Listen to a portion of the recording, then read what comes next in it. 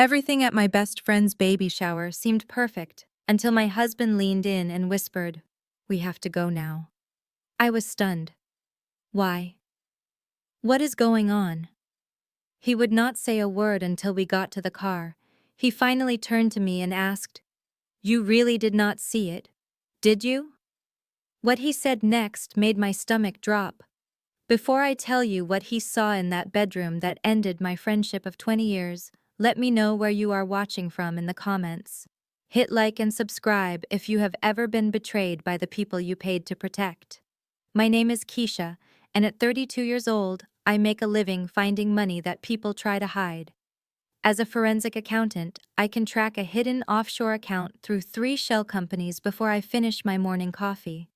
But for all my professional sharpness, I was completely blind to the robbery happening right under my own nose. It is funny how we can spot a missing decimal point on a balance sheet, but miss the red flags waving in the hands of the people we love. The day of the incident was supposed to be a triumph. It was the baby shower for Tanisha, my best friend since kindergarten. She calls herself a lifestyle influencer, but her real talent is spending other people's money. This party was taking place at her sprawling mansion in Buckhead, Atlanta, a house that I knew for a fact was leveraged to the hilt because I had helped her husband Andre restructure his debt just last year. The theme of the shower was a royal arrival, and Tanisha had insisted on nothing but the best. When she cried to me 3 weeks ago that Andre was having cash flow issues and she might have to cancel the party, I did what I always do. I stepped in. I wrote a check for $25,000 to cover the catering, the decor, and the event planner. I told myself it was a gift for the baby. I told myself that Tanisha deserved this moment of happiness after her struggles. I did not tell myself that I was being a doormat, because that is a truth I was not ready to face yet. I arrived at the mansion 2 hours early, not as a guest of honor, but as unpaid labor. The event planner was short-staffed, so there I was, the woman who paid for the entire event, hauling crates of champagne and adjusting floral arrangements that cost more than my first car. I was sweating through my silk dress by the time the first guests arrived. That was when Becky walked in. Becky is my sister-in-law, a woman who married my brother Dante 3 years ago and has been looking down her nose at us ever since. She is 30 years old with a smile that does not reach her eyes and a passive-aggressive streak a mile wide. She strolled into the party wearing a white lace dress that looked suspiciously bridal, completely ignoring the etiquette that you do not wear white to someone else's event. She spotted me across the room near the dessert table where I was frantically trying to fix a leaning tower of macarons. She glided over a glass of red wine already in her hand. "Oh, Keisha," she said loud enough for the nearby waiters to hear. "You look so tired. That dress is interesting. It looks very sturdy, like something you would wear to do yard work. It is very brave of you to wear that here." My dress was a limited edition Zimmerman piece that cost $800, but on Becky's tongue it sounded like a burlap sack. I forced a smile and straightened my spine. "It is silk." "Becky," I said, keeping my voice even. "And I am tired because I have been setting up this party since 8 this morning. Where were you?" "Oh, I was at the spa," she said, taking a sip of wine. "Dante said you had everything under control. You are so good at the heavy lifting, Keisha. It is really your natural state, isn't it? Some of us are meant to be served, and some are meant to serve." Before I could respond, she took a step forward and pretended to stumble. The glass of red wine tipped in her hand, and a dark crimson splash hit the front of my cream-colored silk dress. It soaked in, instantly spreading like a fresh wound across my chest. "Oops," she said, without a shred of regret in her voice. "Well, at least now you have an excuse to go change into something more appropriate. Actually, the red looks better on you. It matches your complexion." I stood there frozen. The cold wine seeped through to my skin, but the heat of my anger was keeping me warm. I wanted to scream. I wanted to tell her to get out.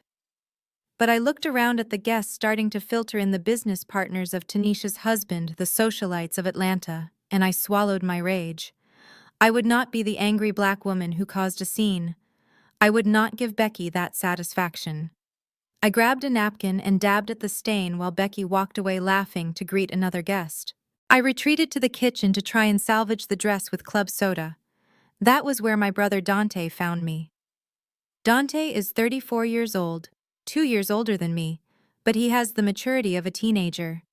He has not held a steady job in 5 years, but he drives a leased BMW and wears suits he cannot afford. He cornered me near the industrial fridge, his eyes darting around nervously. "Keisha, I need a favor," he said, his voice low. I scrubbed at the wine stain on my dress, not looking at him. "I am a little busy, Dante. Your wife just ruined my $800 dress." "Yeah, she said you were clumsy," Dante said, dismissing my complaint with a wave of his hand. "Look, I need you to cash app me $2,000. Right now." I stopped scrubbing and looked at him. "Are you insane? I just paid $25,000 for this party, Dante. I just paid your rent last month. Why do you need $2,000 right now?" "It is for a gift," he hissed, leaning closer. "Becky wants to give Tanisha this designer diaper bag, but my card got declined. It is a banking error, obviously, but I need to buy it now so we do not look bad."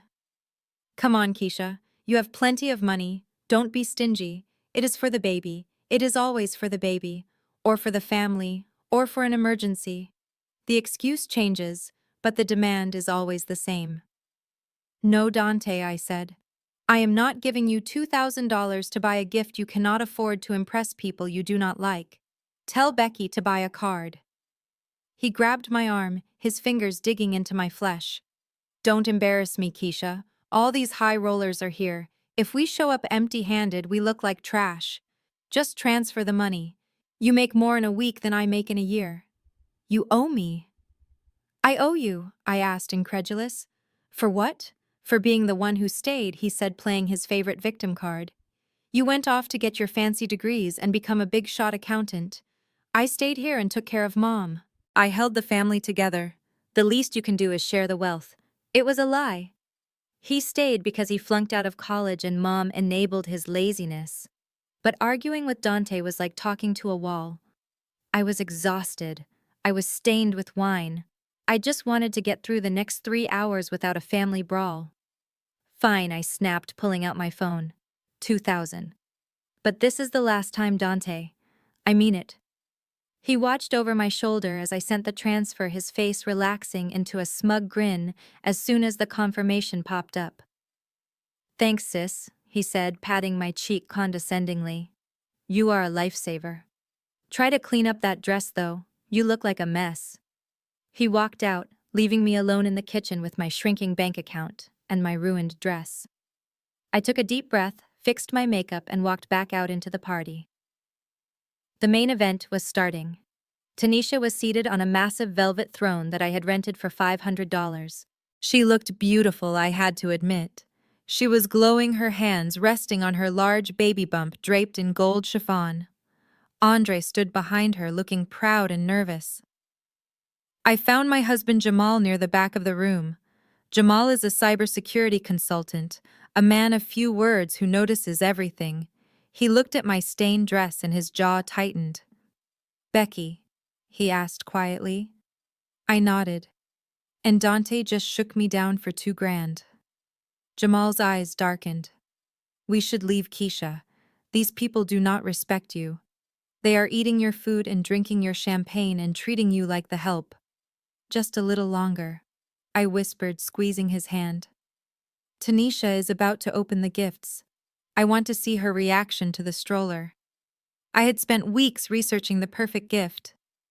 I bought a Silver Cross Balmoral pram, the kind the British royals use. It cost $1,800. It was classic, elegant, and sturdy. I knew Tanisha wanted the best for her twins, and this was the best money could buy. Tanisha opened gift after gift, squealing with delight at designer onesies and silver rattles. Finally, she got to the massive box with my card on it. "Oh, this one is from Keisha," she announced to the room. "My bestie. Let us see what she got." She tore open the paper, and Dante helped her pull the pram out of the box. It gleamed under the chandelier's navy blue with chrome details. It was magnificent. The room went quiet for a moment, admiring the gift. Then Tanisha's face twisted. "It is blue," she said, her voice flat. "It is navy," I said, stepping forward slightly. "It is a classic color, Tanisha. It works for boys or girls."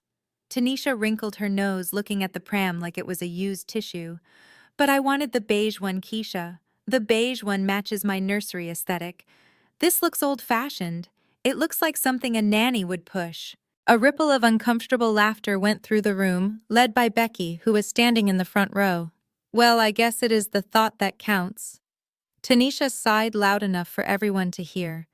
"Do you have the receipt? I think I will just return it and take the cash. I could use the money for a spa weekend to recover from the stress of this party." My face burned. 50 people were staring at me, some with pity, some with amusement. I had spent $1,800 on a gift, only to be told it was wrong, ugly, and would be turned into cash for a spa day. I opened my mouth to say something to defend myself, but before I could speak, I felt a hand on my arm. It was Jamal. I had not noticed him leave my side, but he had apparently gone to use the restroom inside the house while the gifts were being opened. Now he was back and he looked different. Usually, Jamal is the calmest person I know. In his line of work, he deals with corporate hackers and digital extortionists without blinking. But right now, his face was ashen. His eyes were wide and focused with a terrifying intensity. His grip on my arm was painful. "We are leaving," he said. His voice was a low growl that vibrated in his chest. What I whispered, confused. "Jamal, we cannot leave yet. I have to pay the caterers at the end of the night, and Tanisha hasn't even cut the cake." "We are leaving now," Jamal repeated louder this time. He did not look at Tanisha. He did not look at the guests. He was looking at me with an urgency that scared me. "Jamal, what is wrong? Is it your mom? Is it work?" He pulled me toward the door, not gently. He was physically dragging me away from the party I had paid for. "Don't ask questions, Keisha," he hissed in my ear. "Just walk. If you stay in this house for one more minute, I am going to kill them. I am going to kill them all." The violence in his voice was so unlike him that I stopped resisting. I let him lead me out the front door, past the valet stand, and down the long driveway to where our car was parked. Behind us, I heard Tanisha's voice, shrill and demanding, echoing from the open patio doors. "Keisha, where are you going? You cannot leave. Who is going to sign the check for the waitstaff? Keisha, get back here." Jamal did not slow down. He unlocked the car, shoved me into the passenger seat, and got in behind the wheel. His hands were shaking as he fumbled with the keys. "Jamal, talk to me." I pleaded, my heart racing.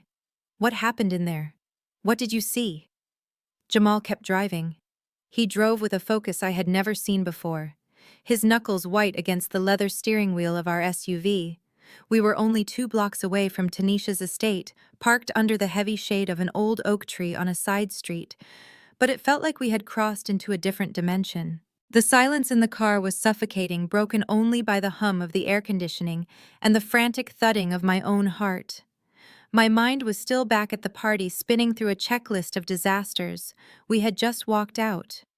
We had just walked out of the event of the season without saying goodbye. The social fallout would be catastrophic. But worse than the gossip was the money. "Jamal," I said, my voice rising in panic, "we have to go back. You do not understand. I have the credit card on file for the catering. The balance is $8,000. If I am not there to sign off on the final invoice, they are going to charge the penalty fee. That is another $1,500. Jamal did not answer. He just stared straight ahead through the windshield, his jaw set in a hard line. "And the cake," I continued, the words tumbling out of me faster and faster. "The baker needs the final payment upon delivery. Tanisha does not have the cash. If the cake does not get cut, she is going to have a meltdown. She has been talking about this gender reveal cake for months." Jamal turned the car around. "We can fix whatever is wrong, but we cannot just leave." He finally turned to look at me. His eyes were not angry anymore. They were filled with a profound, aching pity that scared me more than his rage. He reached into his pocket and pulled out his phone. He unlocked it, tapped the screen a few times, and then held it out to me. "Watch this," he said. His voice was flat, empty of emotion. I looked at the phone. It was the video file he had recorded just minutes ago. My hands were shaking so bad I had to grip the phone with both hands to keep it steady. I pressed play. The angle was low and slightly obscured, filmed through the crack of the master bedroom door. I recognized the silk wallpaper of Tanisha's room. I recognized the expensive Egyptian cotton duvet cover I had bought her as a housewarming gift. Tanisha was standing by the side of the bed. Becky was perched on the edge of the mattress holding a glass of wine in one hand and a bottle of Grey Goose vodka in the other. But it was what Tanisha was doing that made my brain short-circuit. On the small screen, my pregnant best friend, the woman whose swollen ankles I had massaged, the woman whose morning sickness I had cleaned up, reached under her oversized chiffon dress. There was a sharp tearing sound, like Velcro ripping, and then Tanisha took off her stomach. I gasped the air, leaving my lungs in a painful rush. I watched in frozen horror as she pulled a massive flesh-colored silicone prosthetic away from her body. It was heavy. I could see the weight of it as she swung it around and tossed it onto the bed like a throw pillow. Underneath the prosthetic, her stomach was flat. Perfectly, impossibly flat. She was wearing Spanx and a tank top, and there was absolutely no baby bump. There was no baby. "Oh God, that feels better," Tanisha groaned on the video, stretching her arms over her head and twisting her torso. "It is so hot in that thing. I am sweating like a pig. Pass me the vodka." Becky laughed, a harsh, cackling sound that grated on my nerves. She handed the bottle to Tanisha, who took a long, deep swig straight from the neck. "You are a genius, Tanisha," Becky said, swirling her wine. "Look at them out there. Andre is crying over a pair of baby shoes, and Keisha is running around like a headless chicken paying for everything." I felt the bile rise in my throat. I wanted to look away, but I couldn't. I was paralyzed by the image of my brother's wife and my best friend laughing in that bedroom. "That idiot Keisha just wired Dante $2,000. Tanisha said, wiping her mouth with the back of her hand. She checked her phone and smirked. It cleared. "That is our spa money for tomorrow. We are getting the platinum package, Becky. Hot stones, facials, the works." Becky grinned, revealing teeth that looked predatory in the dim light. "She is so desperate to be part of the family," Becky said. "It is pathetic. She thinks if she buys enough gifts, we will actually like her." Dante played her perfectly. He told her I needed a gift to save face, and she opened her wallet before he even finished the sentence. Tanisha sat down on the bed next to the fake belly, patting it affectionately. "And Andre," Tanisha said, shaking her head mockingly.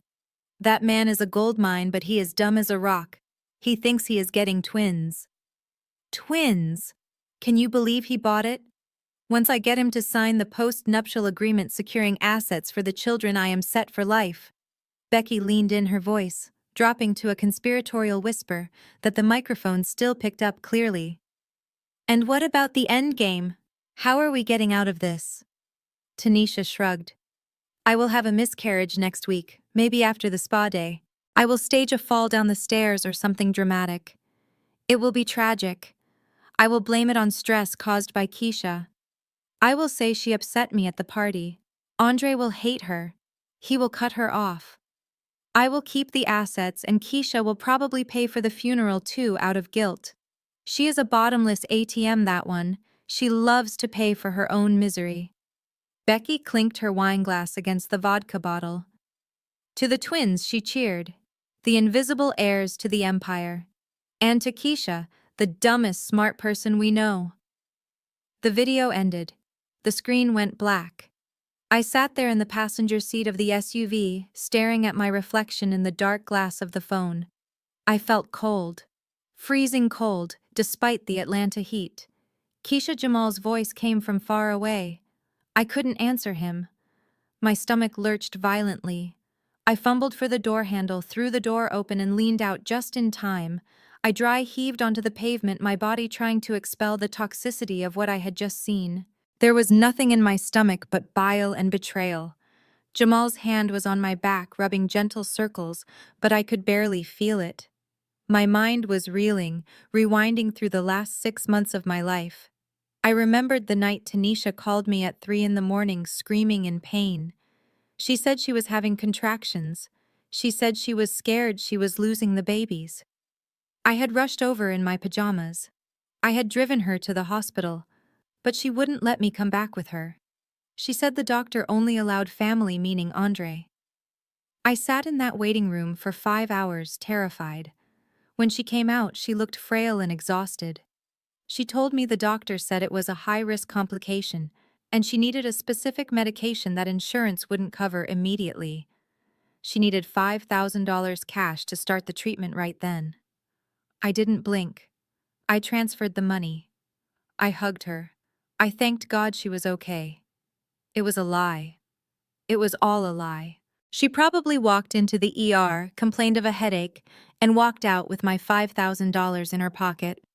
I remembered the shopping trips, the nursery furniture, the organic cotton onesies, the thousands of dollars I had poured into this pregnancy because I wanted to be the supportive auntie. I remembered how Becky would look at me with that sneer, making comments about how I was trying too hard because I couldn't have kids of my own. They knew. They knew about my miscarriage 2 years ago. They knew how broken I was when I lost my own baby. And they used that. They weaponized my trauma to pick my pockets. I wiped my mouth with the back of my hand and sat back up. I felt hollowed out. The sadness I expected to feel wasn't there. The grief for the friendship wasn't there. It had been incinerated by the heat of the revelation. "She is not pregnant," I whispered, my voice raspy. "No," Jamal said softly. "And Becky knows. And Dante knows. They all know," Jamal said. "They are all in on it, Keisha. They have been playing you. They have been playing Andre. It is a long con." I looked at the house down the street. I could see the valet parking cars. I could see the balloons bobbing in the breeze. Inside that house, 50 people were celebrating a lie. Andre was in there handing out cigars, thinking he was about to be a father. He was just as much a victim as I was, maybe more. I pulled myself back into the car and closed the door. The air conditioning hit my face, cooling the sweat on my forehead. "I need a minute," I said. "I just need a minute to think." "Take your time," Jamal said. "We are not going anywhere until you are ready." I closed my eyes. I tried to summon the forensic accountant in me. I tried to push aside the hurt friend and find the cold, hard auditor. I tracked the money in my head. The catering deposit, the florist, the venue for the gender reveal next month, the loans to Dante, the credit card bills Becky racked up on the authorized user card I gave her for emergencies. It wasn't just a few $1,000s. Over the last 6 months, between the gifts, the medical emergencies, the loans, and the party costs, they had siphoned close to $50,000 out of me. And they were planning to take more. They were planning to take Andre for millions. My phone buzzed in my lap. The screen lit up, illuminating the dark car interior.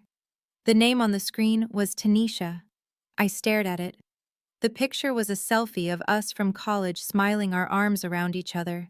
It looked like a photo of strangers now. "Answer it," Jamal said. "Put it on speaker." I hesitated. My hands were still trembling. But then I remembered the video. I remembered her laughing as she talked about staging a miscarriage and blaming it on me. I remembered her calling me a bottomless ATM. I swiped right and pressed the speaker button. "Hey girl," Tanisha's voice filled the car. It was high, bubbly, and dripping with fake sweetness. "Where did you go? The cake cutting is in 10 minutes, and everyone is asking for Auntie Keisha." I took a breath. I forced my voice to be steady. I forced myself to sound like the clueless, desperate-to-please friend she thought I was. "I am so sorry, Tanisha," I said. "Jamal wasn't feeling well. His stomach. We had to run to the pharmacy." "Oh no!" she cried, sounding genuinely distressed, which I now recognized as an Oscar-worthy performance. "Is he okay? We really need you back here." The florist just pulled me aside. "Apparently there is an outstanding balance for the orchid wall. It is $1,200. They said they are going to start taking it down if they don't get payment in the next 20 minutes. Can you believe that? So rude. Of course. The florist. Another emergency that only my credit card could solve. 1,200, I asked. Yeah, Tanisha said. I know it is a lot, but the photos are going to be stunning. You know, I cannot deal with this stress right now, Keisha. The doctor said I have to keep my blood pressure down for the twins. If I get upset, it could trigger contractions again. She was doing it. She was using the fake babies as a gun to my head. Don't worry, Tanisha, I said. My voice sounded robotic to my own ears, but she didn't seem to notice. I will handle it. Do not stress. Think of the twins. You are the best, she squealed. Seriously, I do not know what I would do without you. Hurry back, okay? Becky is dying to make a toast and she wants you there. Love you. Love you too, I said. The line went dead. I lowered the phone. The silence in the car was heavy, but it felt different now. It wasn't the silence of confusion. It was the silence of focus. She wants $1,200 for flowers, I said to Jamal. Jamal looked at me. His eyes were dark pools of anger, but he was waiting for my lead. What do you want to do? I looked down at my dress. The wine stain was drying, turning a dark, ugly purple. It looked like blood. They think I am stupid, I said softly. They think I am weak. They think because I love hard, I am blind. I looked up at Jamal. The tears were gone. My eyes were dry. Take me home, I said. Home? Jamal asked, surprised. You want to go home? No, I said. I want to go to my home office. I need my laptop. I need my multiple monitors. I need access to my server. Jamal smiled. It was a small, sharp smile, the smile of a man who was ready for war. You are going to audit them, aren't you? I am not just going to audit them, Jamal, I said, clutching my phone like a weapon. I am going to vivisect them. Tanisha wants a gender reveal. Fine. I am going to give her a reveal she will never forget. But first, I need to make a call. Who, Andre? I said. Jamal started the engine. The engine roared to life, a low growl that matched the feeling in my chest. Let's go, he said. As we pulled away from the curb, I looked back one last time at the mansion on the hill. I could hear the faint sound of music and laughter. They were partying on my dime. They were celebrating their con. Enjoy the cake, Tanisha, I whispered. Because it is the last thing you are ever going to taste that I paid for. My house was usually my sanctuary. It was a sleek, modern space in Midtown that Jamal and I had curated with the same precision we applied to our careers. But tonight, the silence of the hallway felt heavy, like the calm before a hurricane. We had driven home in a tense quiet, the kind that vibrates with unsaid words and strategizing. I walked into the kitchen and placed my phone on the marble island. It was vibrating so hard against the stone it made a buzzing sound that grated on my raw nerves. Do not look at it, Jamal said softly, walking over to the fridge to get water. He looked tired. The rage from the car had settled into a cold, hard resolve, but I could see the lines of tension around his eyes. I have to look, I said, my voice sounding hollow in the large room. I need to know what the narrative is. In my line of work, you cannot fight a fraud if you do not know the story the embezzler is telling. I picked up the phone. The screen was lit up with notifications. Instagram, Facebook, TikTok. I had been tagged in dozens of posts in the last 20 minutes.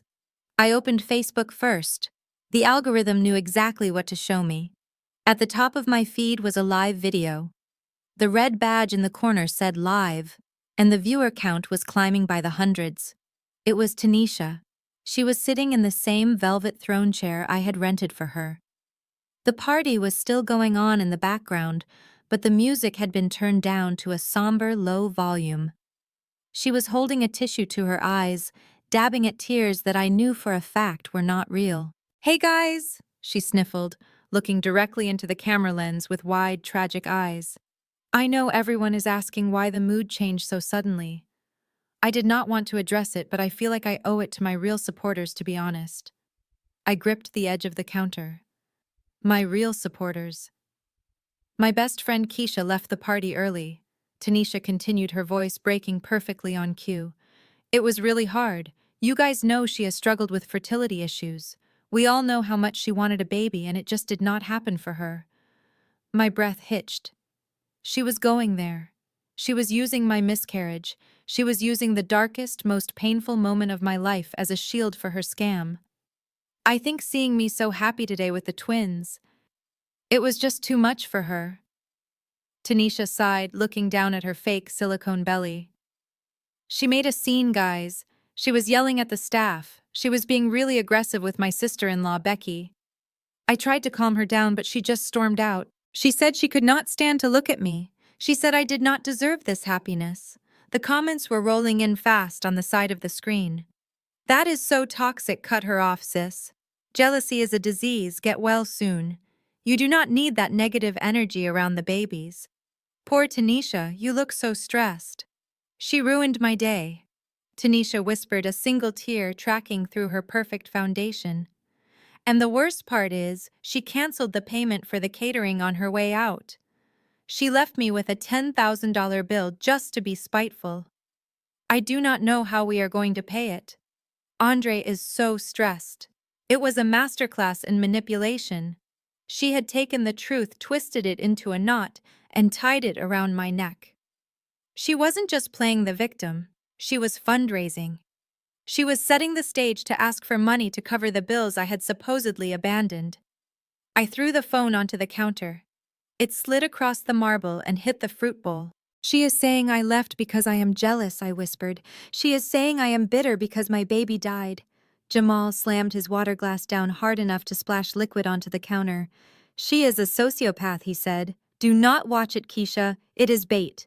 Before I could respond, the phone started ringing. The caller ID flashed a picture of my mother holding her prize-winning orchids. I stared at it. My mother never called this late. She was usually in bed by 9. Answer it, Jamal said. Put it on speaker. We need to hear what they are saying. I tapped the green button. Hello, Mom, Keisha Marie.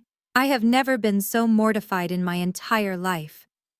My mother's voice was a shrill weapon. It pierced through the speaker, loud and distorted. There was no hello. No question about how I was. Just immediate judgment. Mom, what are you talking about? I asked, my hand trembling. Do not play dumb with me, she snapped. Becky just called me from the bathroom. She is in tears, Keisha. Tears. She told me what you did. What I did?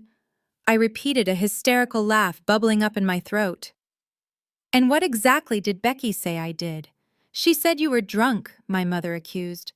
She said you showed up to that elegant party in a work dress, looking like a slob, and started drinking wine immediately. She said she tried to help you fix your makeup, because you looked disheveled and you threw a glass of red wine on her. On her white dress, Keisha. I closed my eyes. Of course. The wine spill. Becky had flipped the script. Mom. That is a lie, I said, trying to keep my voice steady. Becky spilled wine on me.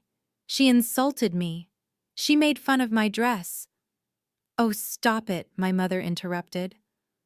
Always the victim, aren't you? Becky is a sweet girl. She has tried so hard to be a part of this family, and you have been cold to her since day one because you think you are better than everyone. You think because you have a degree and a big house you can look down on your brother's wife. I do not look down on her, Mom. I look right through her because she is a grifter, I said, my voice rising. Don't you use that word, my mother shouted. Dante is frantic. He said you promised to help pay for the rest of the party, and then you ran off and left them with the bill. Do you know how that makes us look? We are supposed to be people of our word. People of our word, I asked. Mom, Dante extorted $2,000 from me in the kitchen before the party even started. He said it was for a gift, and you begrudged your own brother a little help. My mother scoffed. You have so much, Keisha. God has blessed you financially, even if he hasn't blessed you in other ways. But you are greedy. You are hoarding your money while your family struggles, even if he hasn't blessed you in other ways. The knife twisted. She meant the baby. She meant my empty womb. Tanisha was using it for sympathy. My mother was using it as a judgment. You need to fix this, Keisha, my mother demanded. You need to get back in your car right now. You drive back to that party. You apologize to Tanisha. You apologize to Becky. And you pay that catering bill. If you don't, do not bother coming to Sunday dinner. I will not have a daughter who shames this family. I looked at Jamal. He was standing perfectly still, his eyes focused on the phone like he was memorizing the waveform of her voice. I am not going back, Mom, I said quietly. And I am not paying another cent. Then you are on your own, my mother said. Cold. Final. And don't expect Dante to forgive you easily. He is furious. The line went dead. I sank onto a bar stool, my legs suddenly unable to hold my weight. It was a coordinated attack. Tanisha on social media, Becky working the phones to the family. They were isolating me. They were cutting off my support systems one by one so I would feel alone and desperate enough to pay up. My phone dinged with a text message. It was Dante. I see you are ignoring my calls. Big mistake, sis. The event planner is threatening to call the police if the balance isn't paid. I told them to call your job. I told them you committed fraud. If you don't wire the $8,000 in the next 10 minutes, I am going to go on LinkedIn and tag every partner at your firm. I will tell them you abandoned debts. I will ruin your reputation, Keisha. Pay the bill. He knew my weak spot. My career was everything to me. In my world, reputation was currency. An accusation of fraud, even a false one, could trigger an internal investigation. It could get me suspended. I picked up the phone, my thumbs hovering over the screen. I opened my video gallery. My finger hovered over the video of Tanisha taking off her belly. I am going to post it, I said, my voice shaking with adrenaline. I am going to post it right now. I will tag Dante. I will tag Mom. I will tag Tanisha's sponsors. I will burn it all down. I moved to tap the share button, but Jamal's hand shot out and covered mine. His grip was firm, warm, and grounding. No, he said. I looked up at him, furious. Why not, Jamal? Look at what they are doing. They are destroying me. They are lying about me to the whole world. I have the truth right here in my hand. Let me drop the bomb. Not yet, Jamal said gently, prying the phone from my fingers. He set it down on the counter face down. If you post that video now, Tanisha will spin it. He explained, his voice calm and logical. The anchor in my storm. She will say it was a joke. She will say they were just relieving pressure from the belt. Or worse, she will say, it is a deep fake. You know how easy that is to claim these days. And even if people believe it, what happens? She gets embarrassed. Maybe she loses some followers. She loses everything, I argued. Does she? Jamal asked. Or does she just play the victim harder? Does she say you invaded her privacy? Does she sue you for filming her in her bedroom without consent? And what about Andre? What about him, I asked. He is her husband. He is part of it. No, Jamal shook his head. Watch the video again, Keisha. Watch how they talk about him. They call him a mark. They are laughing at him. He doesn't know. If he sees this on Facebook first, he might not believe it. Or he might warn her. He might give her a chance to hide the assets she is trying to steal. Jamal walked around the island and stood in front of me, taking both my hands in his. You want revenge, Keisha. I get that. I want blood too. But you are a forensic accountant. You don't catch a thief by yelling at them in the street. You catch them by closing the exits. You catch them by letting them think they got away with it until the handcuffs are on. I took a deep breath. He was right. He was always right about strategy. My anger was a wildfire, but I needed a laser. We need Andre to see this with his own eyes, Jamal said. We need him to be the one who ends her. Because if he divorces her for fraud, she gets nothing. If we just expose her online, she might still get a settlement. We need to cut off the money supply. And we need to get your money back. My $50,000. Exactly, Jamal said. If you blow this up tonight, you never see that money again. Dante spent it. Becky spent it. Tanisha spent it. The only way you get made whole is if we trap them. I looked at the phone face down on the counter. It was vibrating again. Another text from Dante probably. Or maybe a Venmo request from Becky. So what do we do? I asked. Do I just let them win tonight? Do I let them drag my name through the mud? Let them talk? Jamal said, his eyes cold and hard. Let them dig their graves. Let Tanisha think she won. Let Dante think he scared you. Let Becky think she is smarter than you. It will make them sloppy. They will get confident. And when they are confident, they will make mistakes. He gestured toward the hallway, toward the door that led to my home office. Go to your office, Keisha. Turn on your servers. Do what you do best. Follow the money. Find out where Dante spent your rent money. Find out how many credit cards Becky opened in your name. Find out exactly how much debt Tanisha is hiding from Andre. Build the file. I felt a shift in my chest.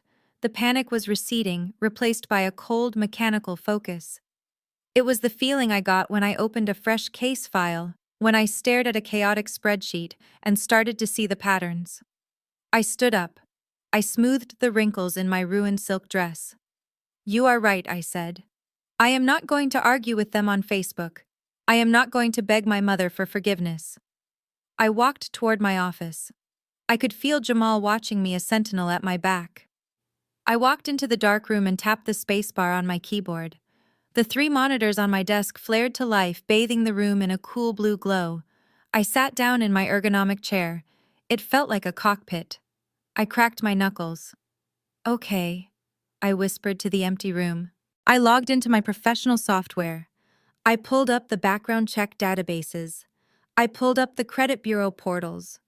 I pulled up the banking tracing tools. Dante threatened to ruin my reputation. He threatened the wrong sister.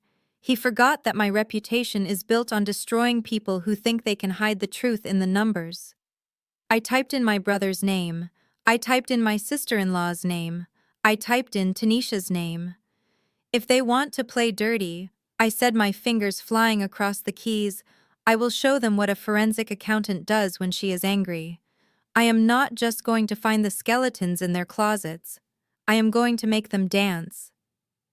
The blue light from my 3 monitors washed over my face, turning my skin a ghostly cool tone in the dark office. My fingers hovered over the keyboard for a second, trembling, not from fear, but from a lethal combination of caffeine and adrenaline. I took a sip of cold coffee and cracked my knuckles. It was time to go to work. Jamal sat across from me at his own workstation, the glow of his screens reflecting in his glasses. He had the old iPad Dante had borrowed 6 months ago and never returned, connected to his rig. Dante had complained it was broken, that it wouldn't hold a charge, and dumped it on us to fix. He was too lazy to come pick it up when we repaired it, and too stupid to realize he had never logged out of his iCloud account. I started with the credit bureaus. In my line of work, you learn that financial infidelity leaves footprints just as deep as physical ones. I logged into my own credit monitoring service, a premium tool I used for clients. I expected to see my usual accounts: the mortgage, my car note, my primary credit cards. Instead, I saw a stranger living inside my financial identity. There were 3 new inquiries in the last 4 months. 3 new lines of credit opened with Chase, Amex, and Discover. The total credit limit across all 3 was $45,000. I clicked on the application details. The address listed wasn't mine. It was a P.O. box in Decatur, but the social security number was mine. The mother's maiden name was correct. Dante. My own brother. The boy I had walked to school. The man whose rent I paid when he got fired for sleeping on the job.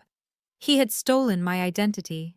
He knew my social security number because I had co-signed his car loan 3 years ago. He had used that trust to open credit cards in my name. I felt a cold knot tighten in my stomach. This wasn't just borrowing money. This was a felony. This was federal crime territory. I pulled up the transaction history for the Amex card. It was nearly maxed out. I scrolled through the charges expecting to see cash advances or maybe bills for his car. Instead, I saw a parade of luxury. $4,000 at Saks Fifth Avenue, $2,000 at Neiman Marcus, $3,000 at a high-end med spa in Buckhead. I paused at a series of charges labeled with a merchant code that usually indicated medical services. The vendor name was cryptic LH Wellness Group. The total was $15,000 over 6 weeks. I frowned. Was Tanisha actually sick? Was there a real medical issue they were hiding? I ran the vendor name through my forensic database. It wasn't a clinic. It wasn't a doctor's office. LH Wellness Group was a shell corporation, a holding company. I dug deeper, peeling back the layers of corporate registration until I found the doing business as name: Luxe Handbags and Resale. It was a luxury consignment shop, a place where you could buy vintage Birkins and limited edition Chanel. I cross-referenced the dates. On the day Tanisha supposedly had her emergency scan, the one I paid $5,000 for Becky's unauthorized card showed a $5,000 charge at this shop. They were disguising luxury shopping sprees as medical emergencies. They knew that if the credit card statement said Gucci, I would ask questions. But if it looked like a medical group, I wouldn't dare challenge it. I wouldn't want to be the insensitive friend questioning a pregnant woman's doctor bills. Becky had bought a $15,000 wardrobe on my credit disguised as prenatal care. I printed the statement. The sound of the printer whirring in the quiet room sounded like a gavel coming down. "Jamal," I said, my voice ice cold, "you need to see this." Dante opened 3 cards in my name. "And Becky is wearing my credit score." Jamal didn't look up. His eyes were scanning lines of code and text logs on his screen. His face was a mask of disgust. "That is just the tip of the iceberg, Keisha," he said. "You need to come look at this." I got into the iPad. The backup synced 10 minutes ago when he connected to his home Wi-Fi.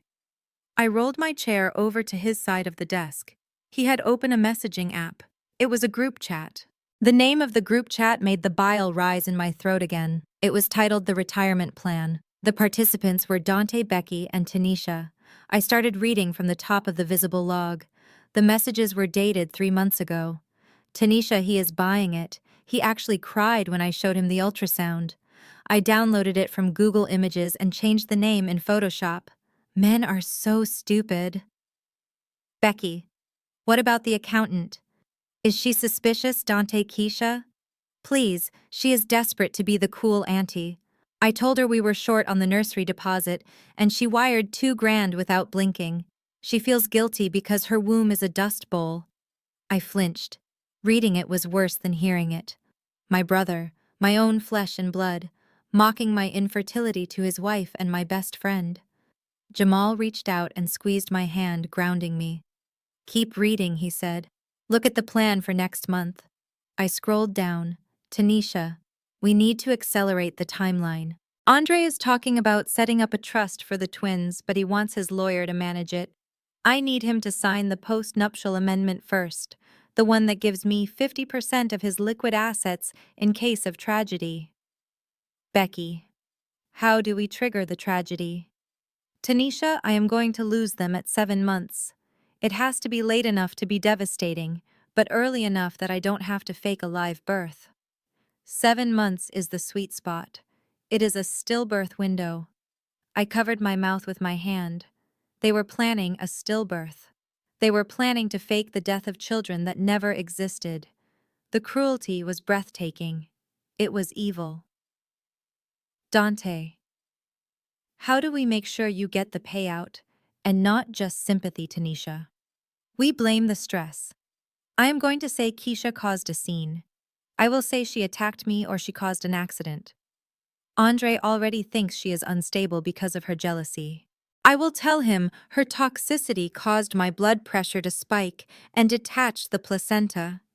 He will be so angry he will sign anything to comfort me, and he will cut her off forever. Becky genius. And Keisha will be so wrecked she will pay for the funeral. We can get that platinum casket package and just pocket the cash." Tanisha. Exactly. We retire on Andre's grief and Keisha's guilt. We take the money to the Caymans and live like royalty. I stared at the screen. The text was blurry because my eyes were burning. They weren't just thieves. They were predators. They had looked at my life, my husband, my career, and Andre's success, and they didn't see people. They saw carcasses to be picked clean. They saw a retirement fund, and they were going to use my name to destroy Andre's life. They were going to frame me for the death of his imaginary children. They are going to blame me, I whispered. They are going to tell Andre I killed his babies. Jamal's voice was hard. Not if we get to him first. Suddenly, a new message bubble popped up at the bottom of the screen. It was live. It was happening right now. Dante. The party was a disaster, but also perfect. Keisha running out like that makes her look crazy. Everyone is talking about it. Becky. She hasn't responded to the texts about the catering bill. She is ghosting us. Tanisha. She is silent because she is scared. She knows she messed up. She is probably at home crying to Jamal right now, wondering how to fix it. We need to press the advantage while she is weak. I watched the 3 dots dance on the screen as Tanisha typed her next message. Tanisha. I am going to the hospital tomorrow morning, early, around 6 a.m. I will say I am having severe cramping. I will call Keisha crying. I will tell her I am scared I am losing them because of the stress from the party. I will tell her the specialist demands a $10,000 deposit for emergency monitoring or they won't admit me. Becky, 10,000. Will she pay that, Tanisha? She will pay anything to make the guilt go away. She will drive to the hospital in her pajamas and hand me a check just to stop me from crying. We will have that money by noon. Dante. Nice. That covers the BMW lease and the trip to Miami next week. Tanisha. Get some sleep, fam. Tomorrow is showtime. We have a withdrawal to make. The chat went silent. I sat back in my chair.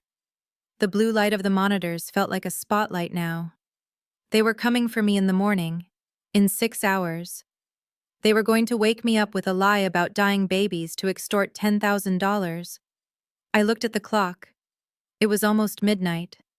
I looked at the stack of evidence we had gathered. The credit card fraud, the luxury handbag laundering scheme, the conspiracy to commit grand larceny against Andre, the emotional abuse. I looked at Jamal. They want $10,000, I asked. He nodded. That is the ask. I turned back to my computer. I opened a new window. I navigated to my bank account. I am going to give them exactly what they want, I said. Jamal frowned. What, Keisha, you cannot pay them? I am not going to pay them. I said, my voice steady and dangerous. I am going to play them. Tanisha wants a show at the hospital, fine. I will give her an audience.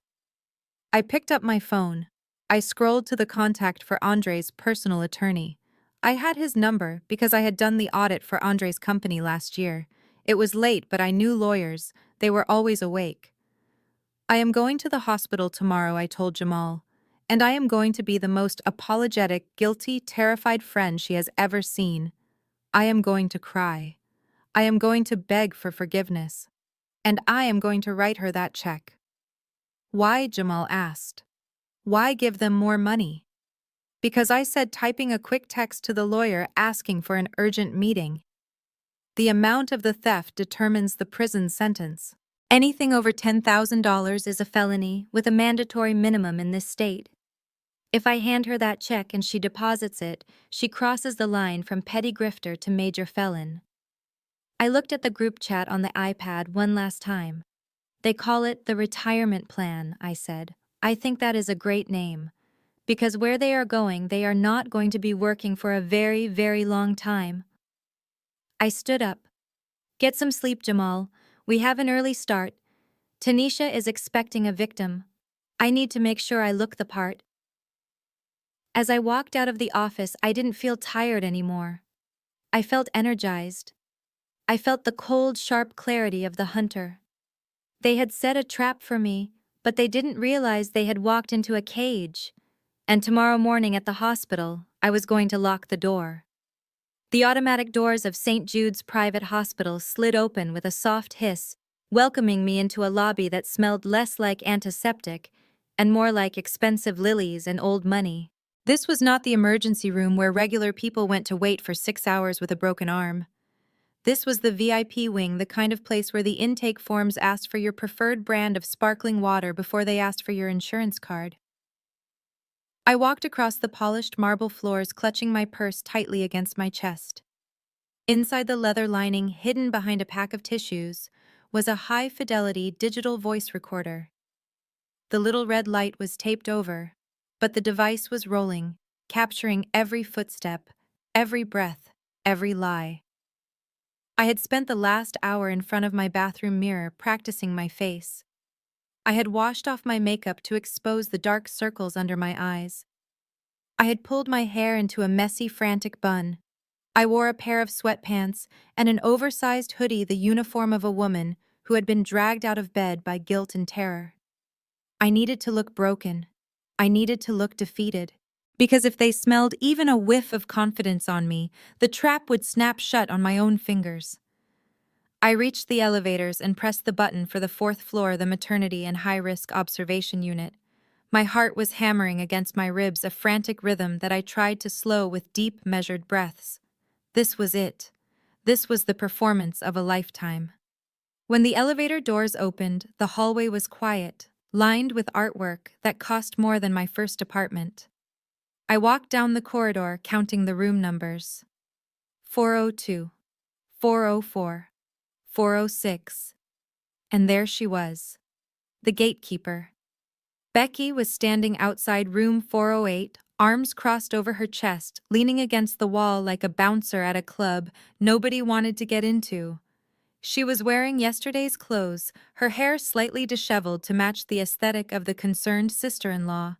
When she saw me coming, she pushed herself off the wall and stepped directly into my path, blocking the door.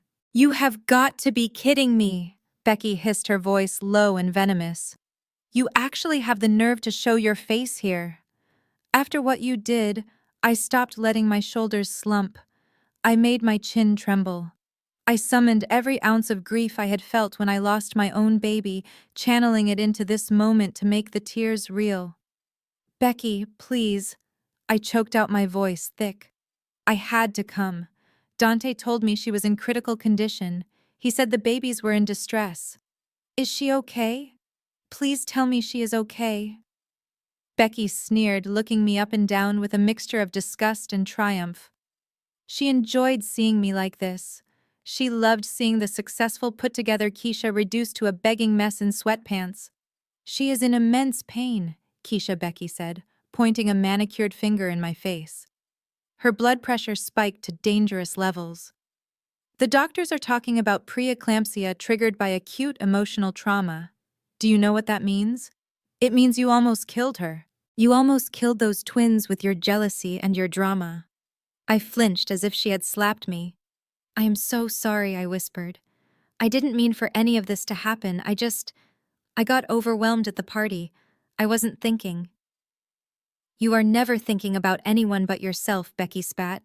"That is your problem. You think your money makes you special, but you are just a selfish, bitter woman who cannot stand to see anyone else happy. Tanisha is in there fighting for her life because of you. Andre is a wreck. He hasn't stopped crying. And frankly, I don't think you deserve to breathe the same air as them right now." I reached into my purse. I made sure my hand was shaking visibly. I pulled out a thick white envelope. It was heavy. Inside was $2,000 in hundreds and fifties. It was the bait. "Becky, wait," I said, holding the envelope out with trembling fingers. "I know I cannot fix what happened yesterday. I know that. But Dante said. He said the insurance copay for the emergency specialist was high. He said they needed cash up front for the private room upgrade." Becky's eyes flicked down to the envelope. The disgust on her face didn't vanish, but it was instantly overlaid with a sharp, predatory greed. She didn't move out of the doorway, but her posture shifted. She leaned in closer. "What is this?" she asked, though she knew exactly what it was. It is $2,000, I whispered, pressing it into her hand. It is for the doctors, for tips, for whatever Tanisha needs right now.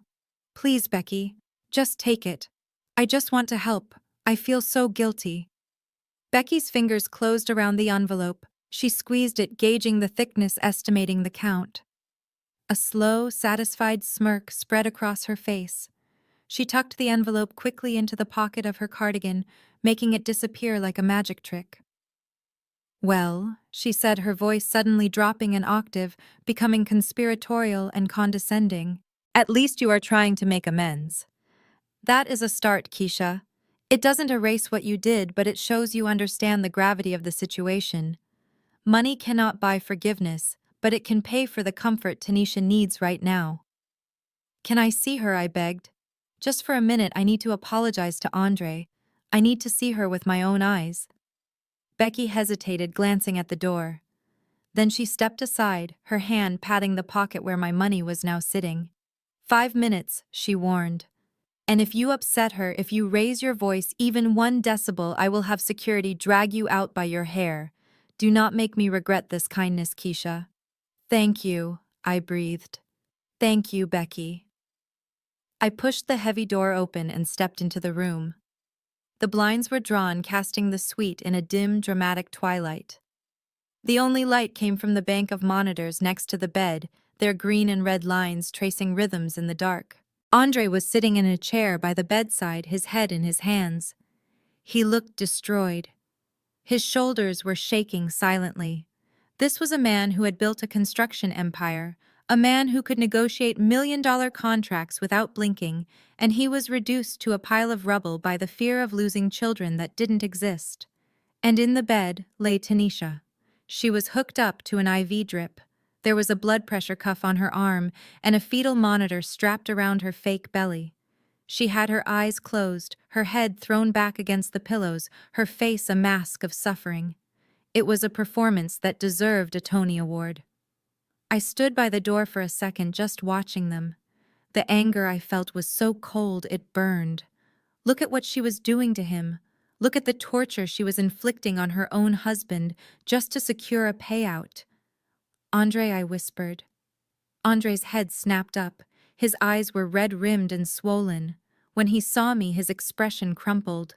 He didn't look angry. He just looked lost. Keisha. He croaked, his voice cracking. I rushed over to him. I fell to my knees beside his chair and grabbed his hands. I am so sorry, Andre. I am so sorry. Is she okay? Are the babies okay? We don't know yet. Andre wept, gripping my hands so hard it hurt. The doctors say her pressure is fluctuating. They are worried about the placenta. They said if she doesn't stabilize, they might have to do an emergency C-section. But it is too early, Keisha. They are too small. He was reciting the script she had fed him, the script from the group chat. I will blame the stress. Tell him the placenta detached.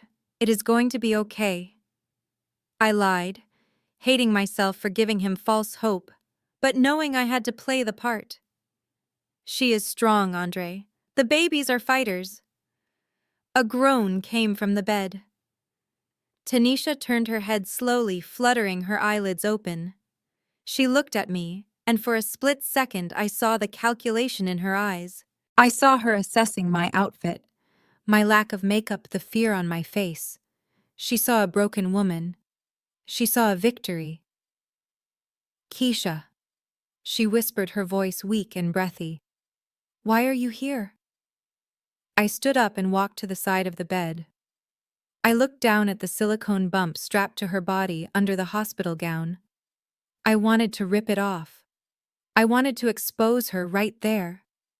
But Jamal's voice was in my head. Close the exits. I am here because I love you, Tanisha. I said, tears leaking from my eyes. Real tears born of frustration and rage. I am here because I made a terrible mistake yesterday. I let my own insecurities get the best of me. I ruined your day, and now you are in here, and it is all my fault. Tanisha let out a long, shuddering sigh. She reached for her water cup with a trembling hand, and Andre jumped up to help her, holding the straw to her lips. She took a sip and looked at me with the eyes of a martyr. "It really hurt me, Keisha," she said softly. "I needed you. I needed my best friend, and you made it all about you. You made a scene in front of everyone. My blood pressure, I could feel it rising when you started yelling. I thought I was going to have a stroke. I know," I sobbed, bowing my head. "I know. I am a terrible friend. I was jealous, Tanisha. Seeing you so happy, seeing the nursery, the gifts, it just reminded me of what I lost." And I snapped. "I am so ashamed." Tanisha's expression softened into a smug, benevolent forgiveness. She reached out and patted my hand. "I understand," she said. "It is hard for you. I know you can't help it. But you have to understand my babies come first. I cannot have that kind of toxicity around them. I will fix it," I said, looking up at her with wide, desperate eyes. "I promise, Tanisha. I will make it up to you. I will do whatever it takes to earn back your trust." She looked at me, waiting. She was waiting for the offer. She was waiting for the check. "What can you do?" she asked, her voice hardening just a fraction. "This hospital stay is expensive, Keisha. The specialist alone is $5,000. And the stress. I don't know if I can plan the rest of the arrival. I am too weak." I took a step closer. I leaned in, invading her personal space, bringing my face close to hers, so Andre, who was sitting on the other side of the bed, couldn't hear the specifics. I lowered my voice to a conspiratorial whisper, the kind of whisper shared between best friends plotting a world takeover. "I will handle everything," I whispered. "Listen to me, Tanisha.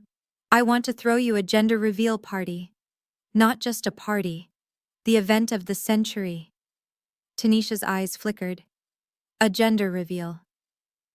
"Yes," I hissed, my voice vibrating with manic intensity. "I want to apologize to you in front of everyone. I want to show the whole world how much I support you.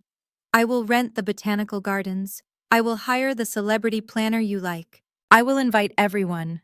Andre's business partners, Dante's connections, the entire social register of Atlanta." I saw the greed ignite behind her eyes. It was like watching a shark smell blood in the water. A massive party, an audience, a stage for her performance.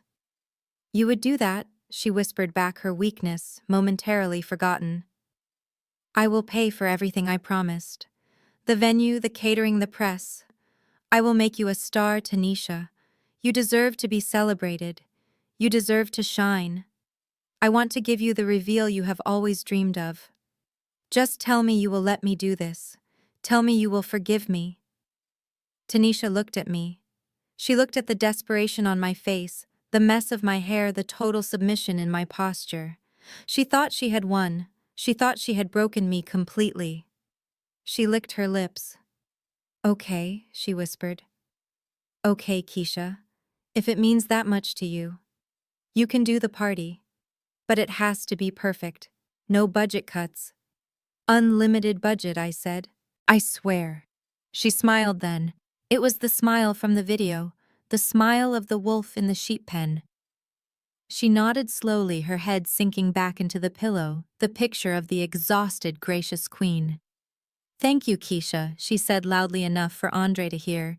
"I forgive you." I straightened up and wiped my eyes. I turned to Andre. "She is going to be okay, Andre," I said. "We are going to make sure of it. I am going to take care of everything." Andre stood up and hugged me, weeping onto my shoulder. "Thank you, Keisha," he sobbed. "Thank you for being here. I don't know what we would do without you." I hugged him back, looking over his shoulder at Tanisha. She was already on her phone, probably texting Becky, probably texting Dante. "The ATM is open. The fish is on the hook." I patted Andre's back.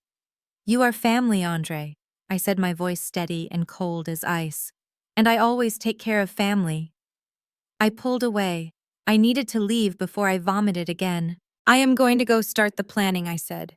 "Get some rest, Tanisha. You have a big day coming up." I walked out of the room. Becky was still in the hallway counting the cash in the envelope. She looked up as I exited, a smirk playing on her lips. "See?" Becky said. "Was that so hard?" "Being a good person isn't difficult, Keisha. You just have to know your place." I walked past her without breaking stride. I didn't trust myself to speak. I walked down the corridor, past the expensive art, past the nurse's station and into the elevator. As the doors closed, isolating me in the silver box, I let out a long, shaky breath. I reached into my bra and clicked the stop button on the recorder. I had the bribe. I had the emotional manipulation. I had the agreement. And most importantly, I had the date. She wanted a party. She wanted to shine. I leaned my head against the cool metal wall of the elevator and closed my eyes. "Oh, Tanisha," I thought. "You are going to shine all right. I'm going to light you up like a Roman candle, and when the smoke clears, there won't be anything left but ash." 2 days after the hospital performance, I sat in the back corner of a coffee shop called The Daily Grind. It was located in an industrial park 3 towns over from Buckhead. It was the kind of place where tired truck drivers and construction workers grabbed a caffeine fix before their shifts. It was not the kind of place where Andre usually drank his coffee. He was a man of single-origin beans and oat milk lattes served in ceramic cups. But today he was meeting me here because I told him it was the only place we could speak without eyes on us. I had arrived 30 minutes early. I sat with my back to the wall facing the door. On the scratched wooden table in front of me sat a thick manila folder. It looked innocuous. It looked like tax returns or maybe a lease agreement. But inside that folder was the autopsy of a marriage. It was the paper trail of a betrayal so deep, it made my own heartache feel like a paper cut. When Andre walked in, the bell above the door jingled cheerfully, a stark contrast to the storm cloud on his face. He looked terrible. He was wearing a tracksuit, which was unheard of for him on a Tuesday. His eyes were bloodshot, and there was a gray cast to his skin that spoke of sleepless nights and skipping meals. He spotted me, and his jaw tightened. He walked over and slid into the booth opposite me without saying hello. "You have 5 minutes," Keisha Andre said, his voice rough and scratchy. "I should not even be here. Tanisha is at home on bed rest because of you. She is terrified you are going to try to hurt the babies again. She told me not to talk to you, but I needed to hear you say it to my face." "Say what, Andre?" I asked, keeping my voice low and steady. "Say that you are sorry," he snapped.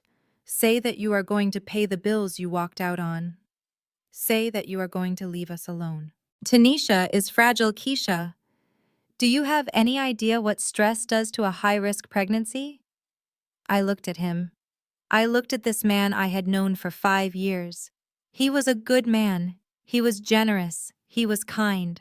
He had built a logistics company from the ground up with his own 2 hands. He was smart in business, but when it came to his wife, he was blind. He was so desperate to be a father that he had turned off his critical thinking skills. "I am not going to say any of those things, Andre," I said, "and I am not going to pay those bills." He stood up to leave his chair, scraping loudly against the floor. "Then I am done here. My lawyer will be contacting you about the harassment." "Sit down, Andre," I commanded. My voice wasn't loud, but it had the authority of a judge banging a gavel. "You need to look at what is in this folder. If you walk out that door now, you are going to lose everything. Your company, your home, your future." He hesitated. He looked at the door, then back at me. Curiosity and fear warred in his eyes. He sat back down slowly, but he did not relax. "What is it?" he asked. "More lies. Tanisha told me you might try to fabricate things. She said you are obsessed with her." I didn't respond to the accusation. I just slid the folder across the sticky table. "Open it," I said.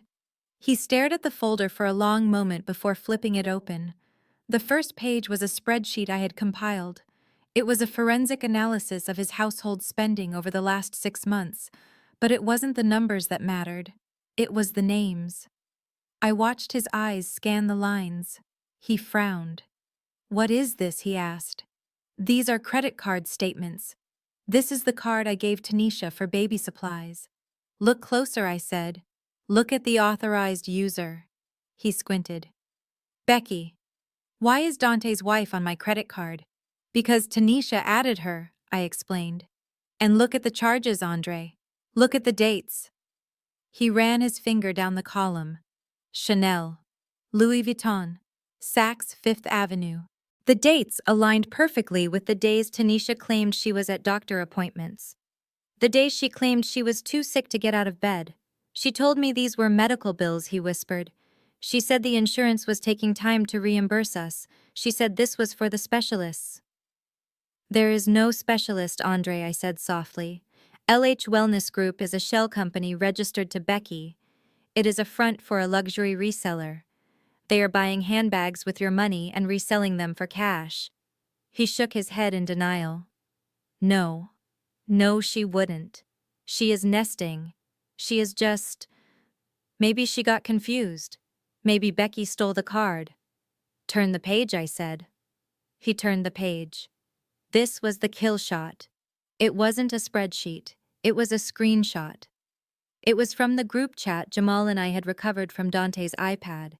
It was dated 2 days before the baby shower. The screenshot showed a selfie of Tanisha holding up a positive pregnancy test. But the caption didn't say "We are so blessed." The text message underneath the photo read, "He is such a gullible idiot. I printed this test result off the internet and taped it to a stick I peed on. He cried like a baby. I have never seen a grown man look so pathetic. Once he signs the post-nup amendment giving me the liquid assets, I am going to milk this for every dime. The twins are going to need a very expensive nursery before they tragically disappear." I watched Andre read the text. I watched his brain try to reject it. I watched him try to find a way to make it not be true. But then he saw the timestamp, and he saw the reply from Becky. "Lol, he is a mark. Get that bag, sis." And Tanisha's reply. "The only thing bigger than his ego is his stupidity. I cannot wait until I don't have to pretend to like his cooking anymore. Or him." Andre made a sound that I will never forget. It wasn't a cry. It was the sound of a lung collapsing. It was the sound of the air being sucked out of his world. He dropped the paper. His hands started to shake so violently he had to grip the edge of the table to stop them. "She said that," he whispered. His voice was broken. "She called me a mark. She has been planning this for months." "Andre," I said, reaching across the table but not touching him. I needed him to feel this. I needed the pain to burn away the denial. "She is not just spending your money, she is liquidating your life. That post-nuptial agreement she has been pushing for, the one she said was to protect the babies." He nodded numbly. "She said it was standard. She said her lawyer recommended it because of the high-risk pregnancy. It is a trap," I said.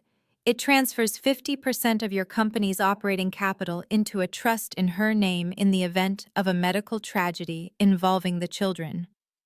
And Andre, there is going to be a tragedy. She is planning a miscarriage." Andre's face went from pale to purple. The veins in his neck bulged.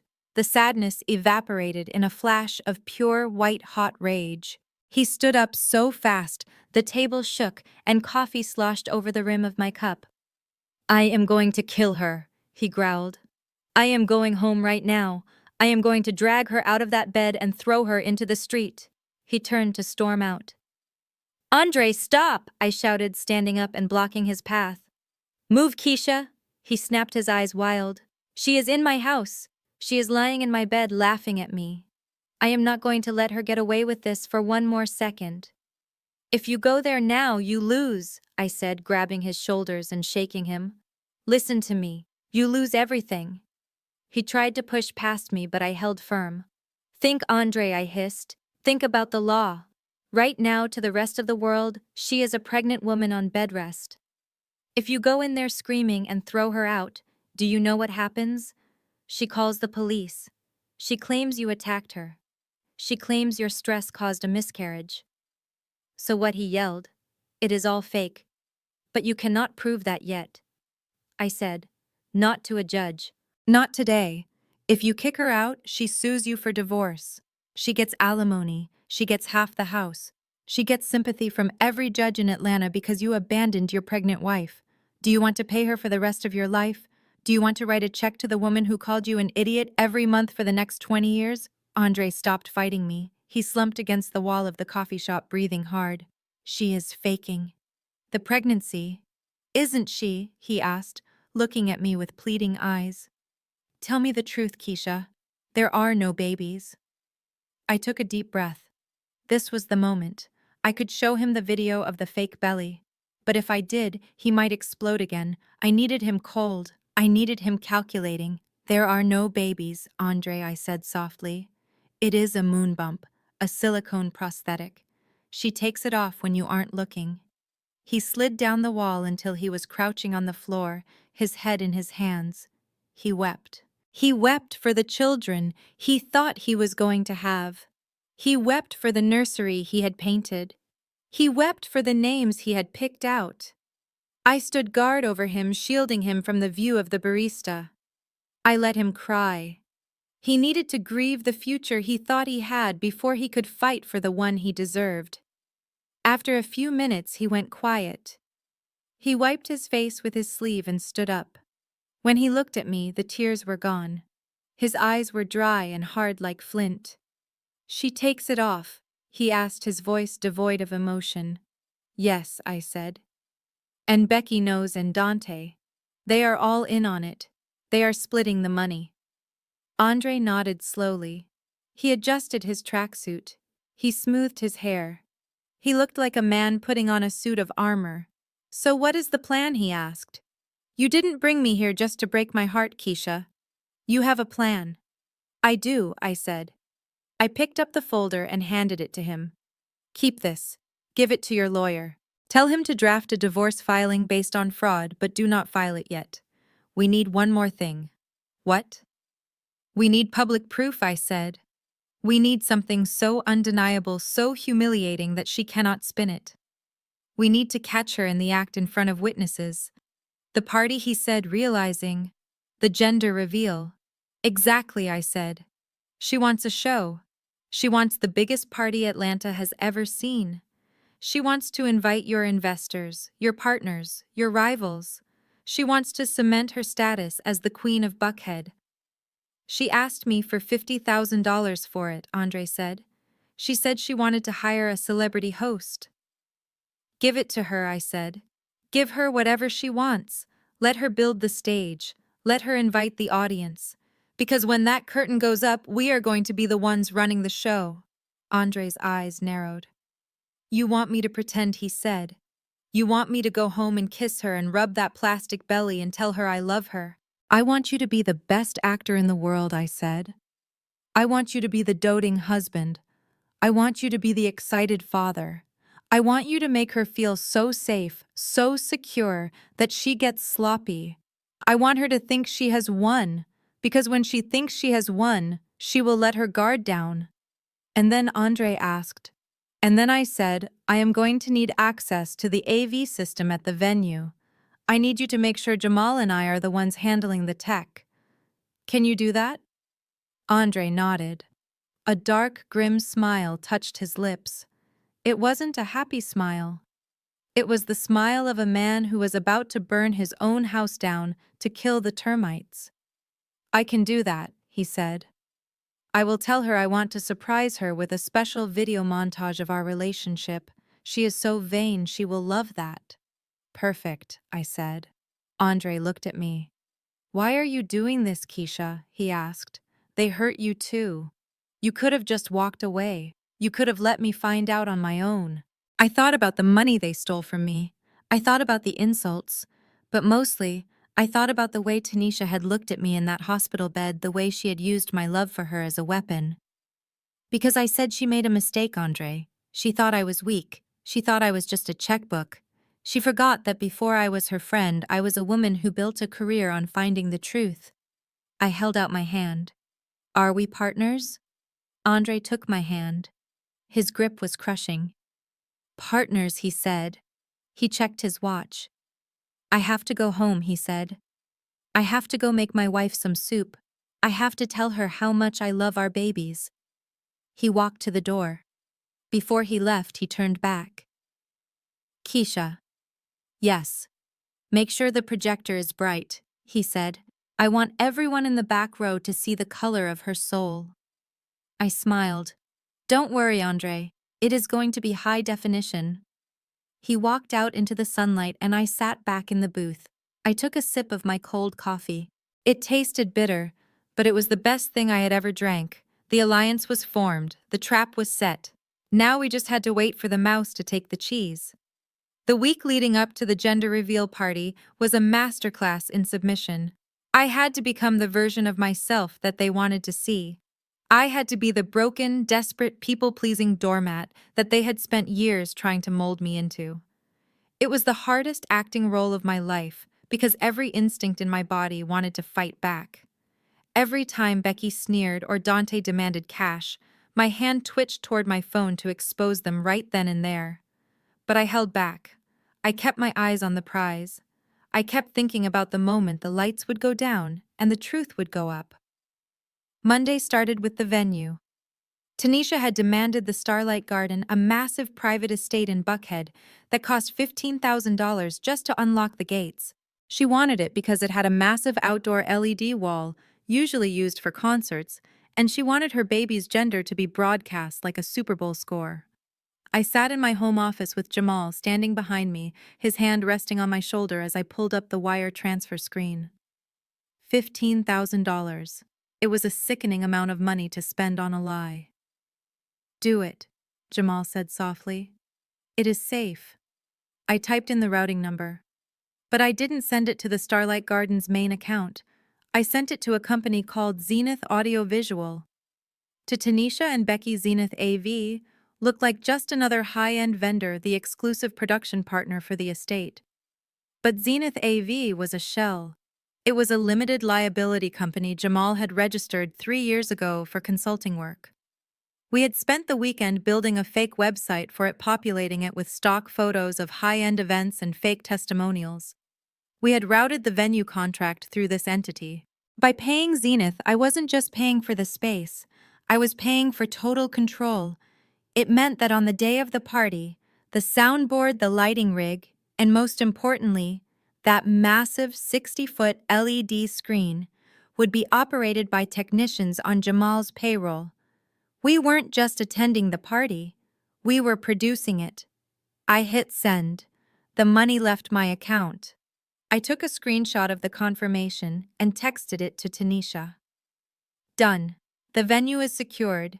They said we have full access to the screens. Her reply came in 10 seconds. Finally.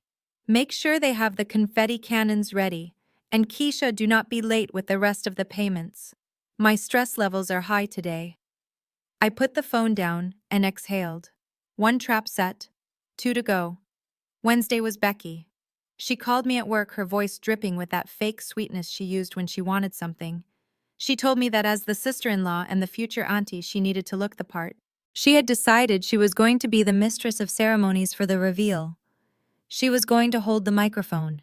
She was going to command the stage, and she needed a dress that said authority. I met her at Phipps Plaza, the most expensive mall in Atlanta.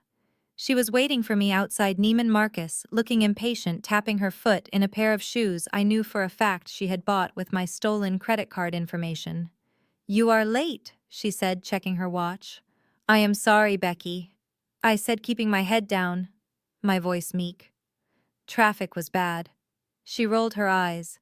You always have an excuse. Come on. I have a personal shopper waiting. For the next 2 hours, I sat on a velvet-tufted ottoman and watched Becky try on gowns that cost more than my first car. She paraded in front of the mirror, twirling, preening, criticizing the staff. She treated the sales associates like servants, snapping her fingers when she wanted a different size. She finally settled on a floor-length gold sequined gown. It was loud. It was tacky. It was $3,000. It fits perfectly, she said, admiring herself in the mirror. It says royalty, doesn't it? Tanisha is the queen, but I am the hand of the queen. I need to look important. You look beautiful, Becky, I lied. She turned to me, her eyes cold. You know, Keisha, it is good you are doing this. It shows you are finally learning your place.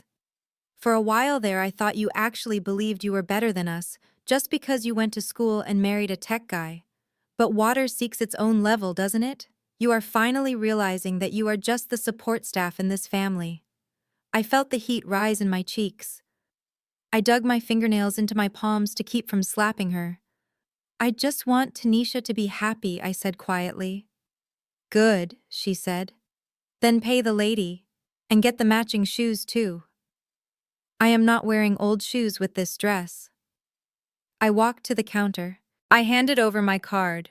The total came to $3,800 with tax and the shoes. I signed the receipt. As we walked out of the store, Becky carrying the massive garment bag, she leaned in close to me. Don't think this buys you a front row seat, she whispered. You are still sitting in the back with the rest of the help. I just want you to look presentable while you are back there. We don't want you embarrassing us. I watched her walk away, her hips swaying, her head held high. She thought she was the queen. She didn't realize she was just wearing a very expensive prison uniform. I went home and logged the receipt into my evidence folder. I scanned it. I highlighted the date. I added it to the spreadsheet labeled restitution. Friday was Dante. He showed up at my house at 7 in the morning, pounding on the door like the police. I opened it in my robe, holding a cup of coffee. He pushed past me without asking, walking straight into my kitchen and opening the fridge. You are out of orange juice, he complained, grabbing a soda instead. Good morning, Dante, I said, closing the front door. What do you need? I need a car, he said, popping the tab on the soda. Excuse me. A car, Keisha. A vehicle. Tanisha has all these appointments now. The high-risk specialist, the physical therapy for her back. Andre is busy with work trying to pay for everything since you bailed on the medical bills initially. Someone needs to drive her. And that someone is you, I asked. Dante puffed out his chest. I am her brother-in-law. I am stepping up. But my BMW is in the shop. I need something reliable. Something safe for the twins. He reached into his jacket pocket and pulled out a folded sheaf of papers. He slammed them onto the kitchen island. I found a Range Rover, he said. It is used, but it is clean, low miles. The dealership said they can get me in it today, but my credit is… it is recovering. Recovering. That was a nice way of saying he had a credit score in the low fours, because he never paid a bill in his life. I need a cosigner, he said. I looked at the papers. It was a lease agreement. The monthly payment was $1,200. The term was 36 months. Dante, I said, keeping my voice trembling. I cannot take on another car payment. If you default, they come after me. I am not going to default, he shouted, slamming his hand on the counter. Why do you always assume I am going to fail? This is for Tanisha. This is for the babies. Do you want them to take an Uber to the hospital? Do you want them to be unsafe? He was using the script, the same script they always used. Guilt. Family obligation. The imaginary babies. Fine, I whispered, letting my shoulders slump in defeat. Fine, Dante. I will sign, but you have to promise you will make the payments. I promise, he said, his mood instantly flipping from aggression to charm. Don't worry, sis. I got a big deal coming through next month. I will refinance it out of your name in no time. I reached into the junk drawer next to the sink. My hand brushed past the real pens, the permanent markers, and grabbed the blue gel pen that Jamal had brought home from the office yesterday. It looked like a standard Pilot G2. It wrote smoothly. The ink was vibrant blue. But it wasn't ink. It was a chemical compound developed for security testing. It was designed to oxidize and vanish completely within 48 hours of exposure to air. I leaned over the counter. I signed my name on the cosigner line. I signed it with a flourish. I dated it. There, I said, capping the pen and sliding the papers back to him. Go get the car, Dante. Take care of Tanisha. He grinned, snatching the papers up. You did the right thing, Keisha. Finally. Maybe there is hope for you yet. He ran out of the house. He was so excited to go get his new toy, he didn't even say goodbye. I watched him drive away. In 2 days, he would be driving that Range Rover, showing it off to his friends, picking up Becky. And then the dealership would open their files on Monday morning to process the final registration, and they would find a contract with a blank signature line. They would repossess the car. They would flag him for fraud. I poured my coffee down the sink. It was cold. The pieces were all in place. I had paid the venue, which meant we controlled the tech. I had bought the dress, which meant Becky would be standing center stage in a spotlight I paid for. I had signed the lease, which meant Dante would be driving a stolen car to the party. They were all so confident. They were all so drunk on their own victory. They thought they had broken me. They thought I was their infinite resource. Saturday night, I sat on my couch with Jamal. The house was quiet. We weren't working on the case anymore. The file was complete. The PowerPoint was ready. The video was rendered and loaded onto a secure drive. My phone buzzed. It was Tanisha. "Hey, bestie. Just doing a final check for tomorrow. I am so excited. I feel like this is going to be our fresh start." I stared at the screen. The audacity was breathtaking. She was texting me about a fresh start while planning to frame me for a miscarriage next week. Then a second text came through. One last thing. For the reveal moment. I told Andre it is a boy. He is obsessed with having a son. But I want the smoke to be blue. Like really blue. Electric blue. I want it to cover the whole stage. Make sure the cannon is loaded, okay? Don't mess this up. He needs to see blue. She was lying to him, even about the lie. She probably hadn't even decided what gender the fake babies were supposed to be until 5 minutes ago.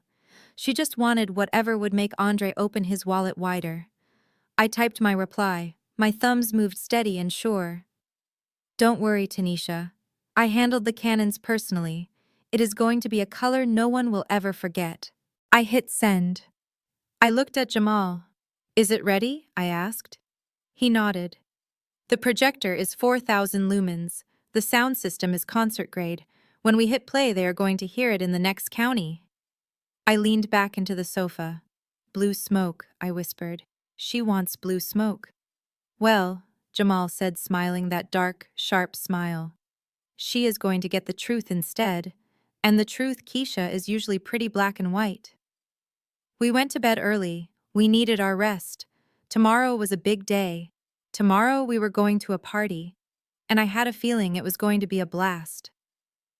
The air in the Starlight Gardens smelled like jasmine, expensive perfume, and old money. It was the kind of humidity that usually made hair frizz and tempers short, but here under the canopy of century-old oaks draped in fairy lights, even the weather seemed to bow to the budget. I stood near the edge of the manicured lawn, holding a tray of crystal flutes that I wasn't supposed to be holding, watching the scene I had paid for unfold.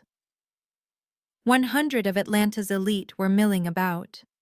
There were business partners of Andre's men in bespoke suits, who talked about market shares and golf handicaps.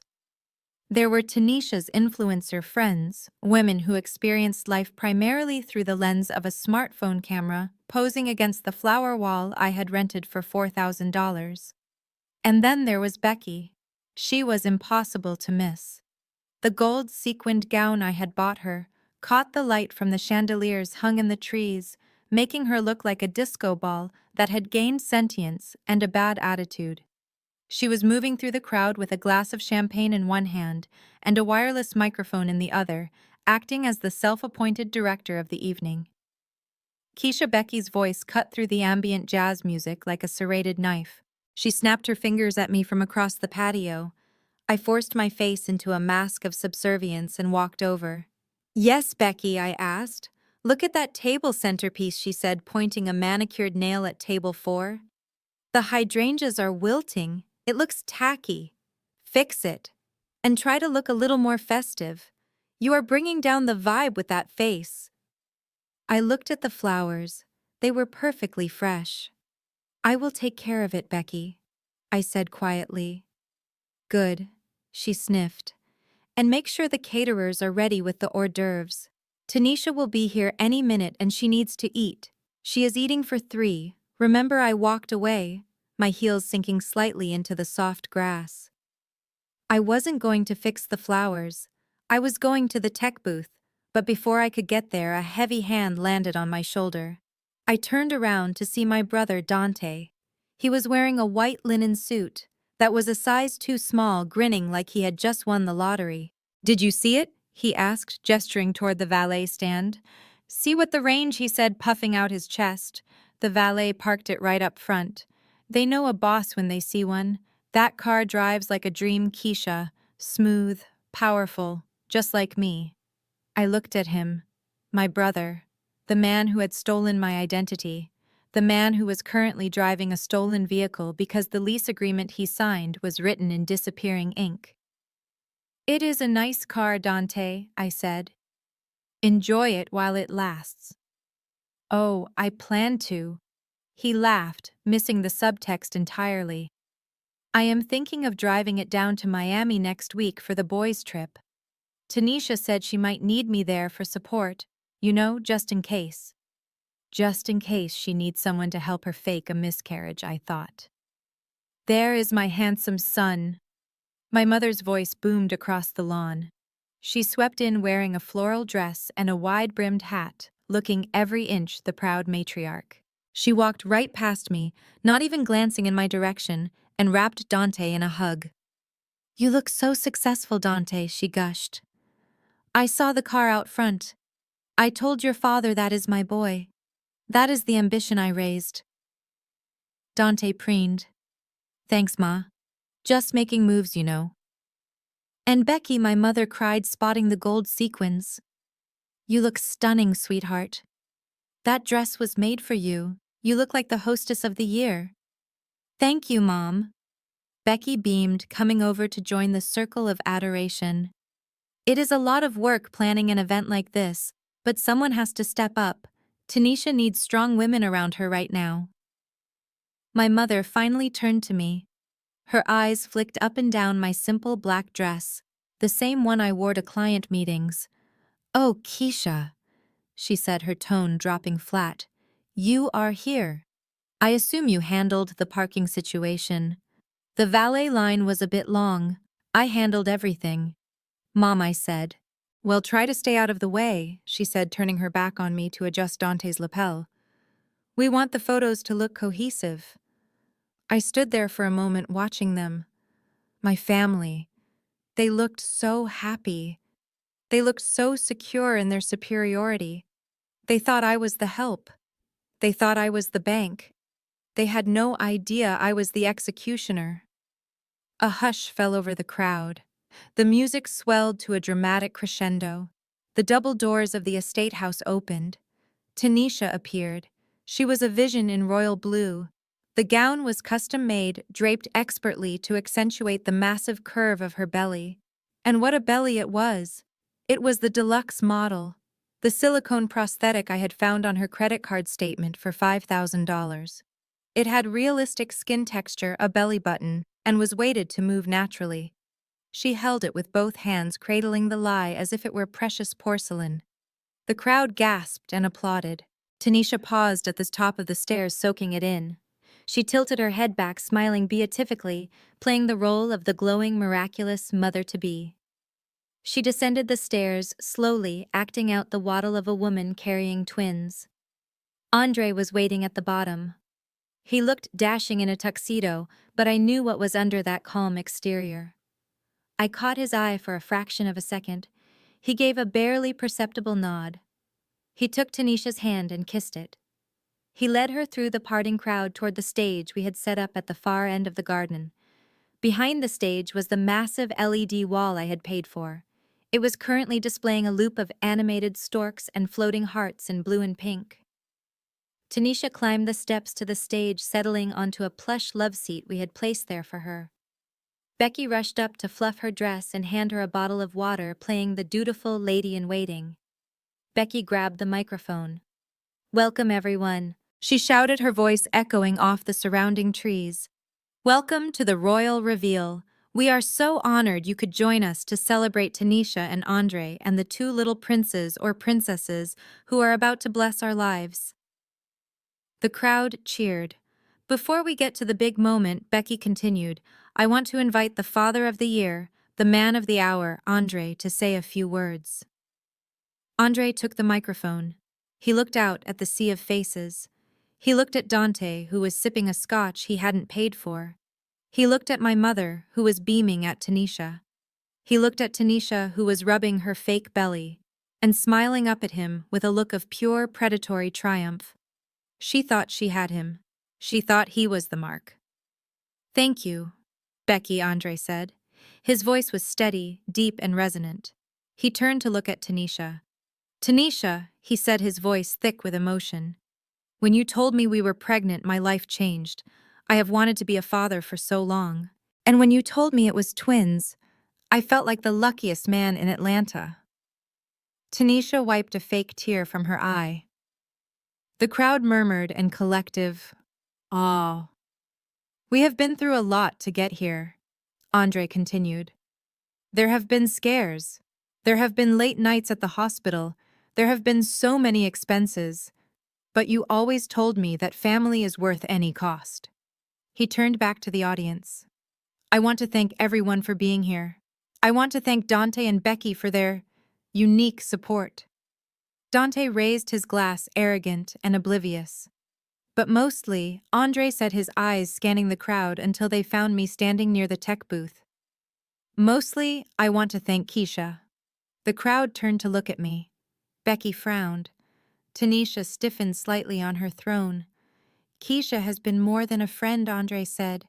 "She has been a savior. She has been there for every doctor's appointment that she was allowed to attend. She has paid for things when we were struggling. She has been the only person who truly saw what was happening in our home. She is my best friend, and without her tonight would not be possible." Tanisha's smile was plastered on, but her eyes were darting around nervously. This wasn't in the script. Why was he praising me? I was supposed to be the villain. I was supposed to be the jealous, barren friend they tolerated. Andre turned back to Tanisha. "So, my love," he said, "are you ready to find out the truth?" "Yes!" Tanisha squealed, clapping her hands, eager to get the attention back on her. "I am ready." Andre looked up at the sky. "We have a special reveal tonight," he announced. "No simple balloons for us. We have rigged the stage with smoke cannons and the largest screen in the city. When the countdown hits 0, the sky is going to light up with the color of our future." He gestured to the tech booth. I was standing right next to it now. I looked through the glass. Jamal was sitting at the control board. His fingers were hovering over the execute key. He looked at me. I nodded. "All right, everyone," Becky shouted into her mic. "Count it down with me." 10. The crowd roared. 9. Tanisha grabbed Andre's hand. She squeezed it. She was vibrating with excitement. She was thinking about the post-nup. She was thinking about the millions. 8. My mother was clapping, a wide grin on her face. Dante was filming with his phone, ready to post it to his story. 7. I stepped closer to the stage. I wanted a front row seat. 6-5. Andre let go of Tanisha's hand. He took a step back. He wanted to be out of the splash zone. 4-3. Tanisha closed her eyes, visualizing blue smoke. Blue for boys. Blue for the sons that would secure her fortune. 2-1-0. Tanisha threw her arms in the air, screaming in delight. But there was no boom. There was no smoke. The cannons remained silent. The crowd went quiet, confused. Then a sound tore through the speakers. It wasn't music. It wasn't a fanfare. It was the sound of Velcro ripping. It was loud. It was amplified to concert levels. Rip! Tanisha's eyes snapped open. She looked around, confused. And then the massive LED screen behind her, which had been displaying floating hearts, went black. A second later, it flickered to life. But it wasn't showing pink or blue. It was showing a bedroom. The video was grainy but huge, 60 feet wide, high definition. On the screen, a giant Tanisha stood by a bed. A giant Becky sat next to her. And then, in slow, horrifying detail, The giant Tanisha reached under her dress. The sound of the Velcro ripping echoed across the garden again, perfectly synced with the video. The crowd gasped, a collective intake of breath that sucked the oxygen out of the garden. On the screen, Tanisha pulled the massive silicone stomach off her body. "Oh God, that feels better." The Tanisha on the screen groaned, her voice booming through the subwoofer, shaking the ground. "It is so hot in that thing." In the real world, on the stage, the real Tanisha froze. Her hands were still in the air. Her mouth was open. She turned slowly to look at the screen behind her. She saw herself holding her own stomach in her hands. She saw Becky handing her a bottle of vodka. "You are a genius, Tanisha." The screen. Becky cackled, her voice sharp and cruel. "Look at them out there. Andre is crying over a pair of baby shoes, and Keisha is running around like a headless chicken." The real Becky dropped her microphone. It hit the stage with a deafening thud of feedback. My mother, standing in the front row, put her hand to her chest. Her face went gray. Dante lowered his phone, his mouth hanging open.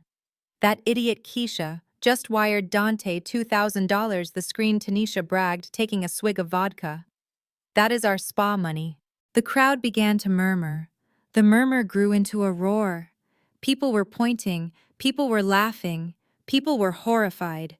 On stage, Tanisha let out a scream. It wasn't a scream of joy. It was the scream of an animal caught in a trap. "Turn it off!" she shrieked, lunging toward the screen, as if she could physically stop the pixels. "Turn it off! It's a lie! It's AI! Turn it off!"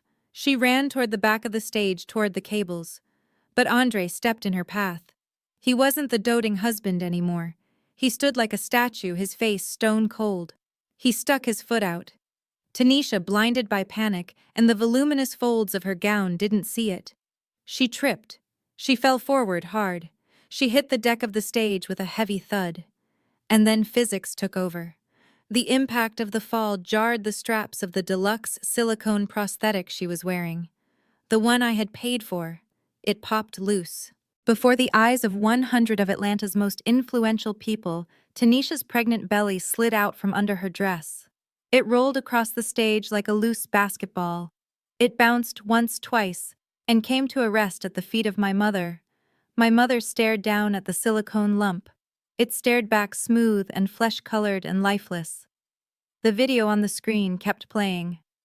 "I will have a miscarriage next week," the giant Tanisha said. "I will blame it on stress caused by Keisha." The silence in the garden was absolute. It was the silence of a tomb. And then from the tech booth, Jamal turned the volume knob all the way to the right. Becky clinked her glass. To the twins. The invisible heirs to the empire. The video froze on that frame. Becky laughing. Tanisha drinking. The fake belly on the bed. I stepped out from the shadows of the tech booth. I walked onto the grass. I looked up at the stage.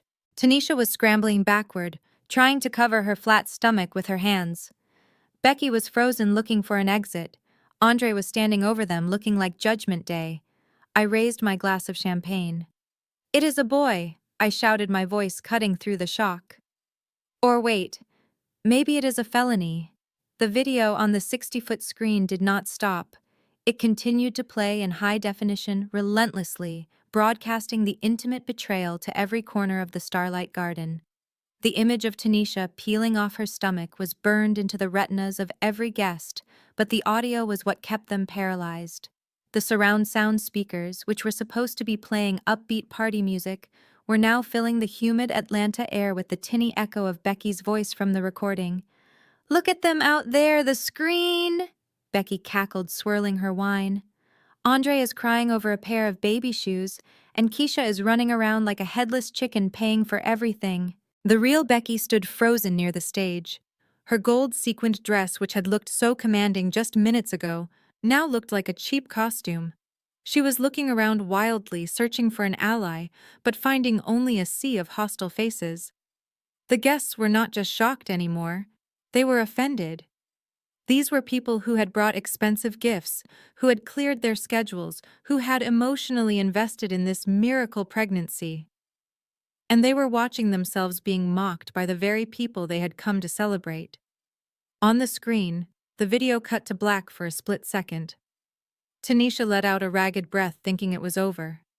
She took a step forward, composing her face ready to scream about hackers or deepfakes, but the screen did not stay black.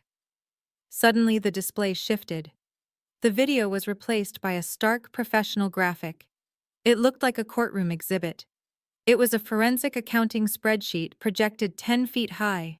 The header read, "Misappropriated funds, the cost of a lie." I watched from the shadows as the crowd murmured. They were business people. They understood spreadsheets. They understood the language of theft. Jamal hit the next cue.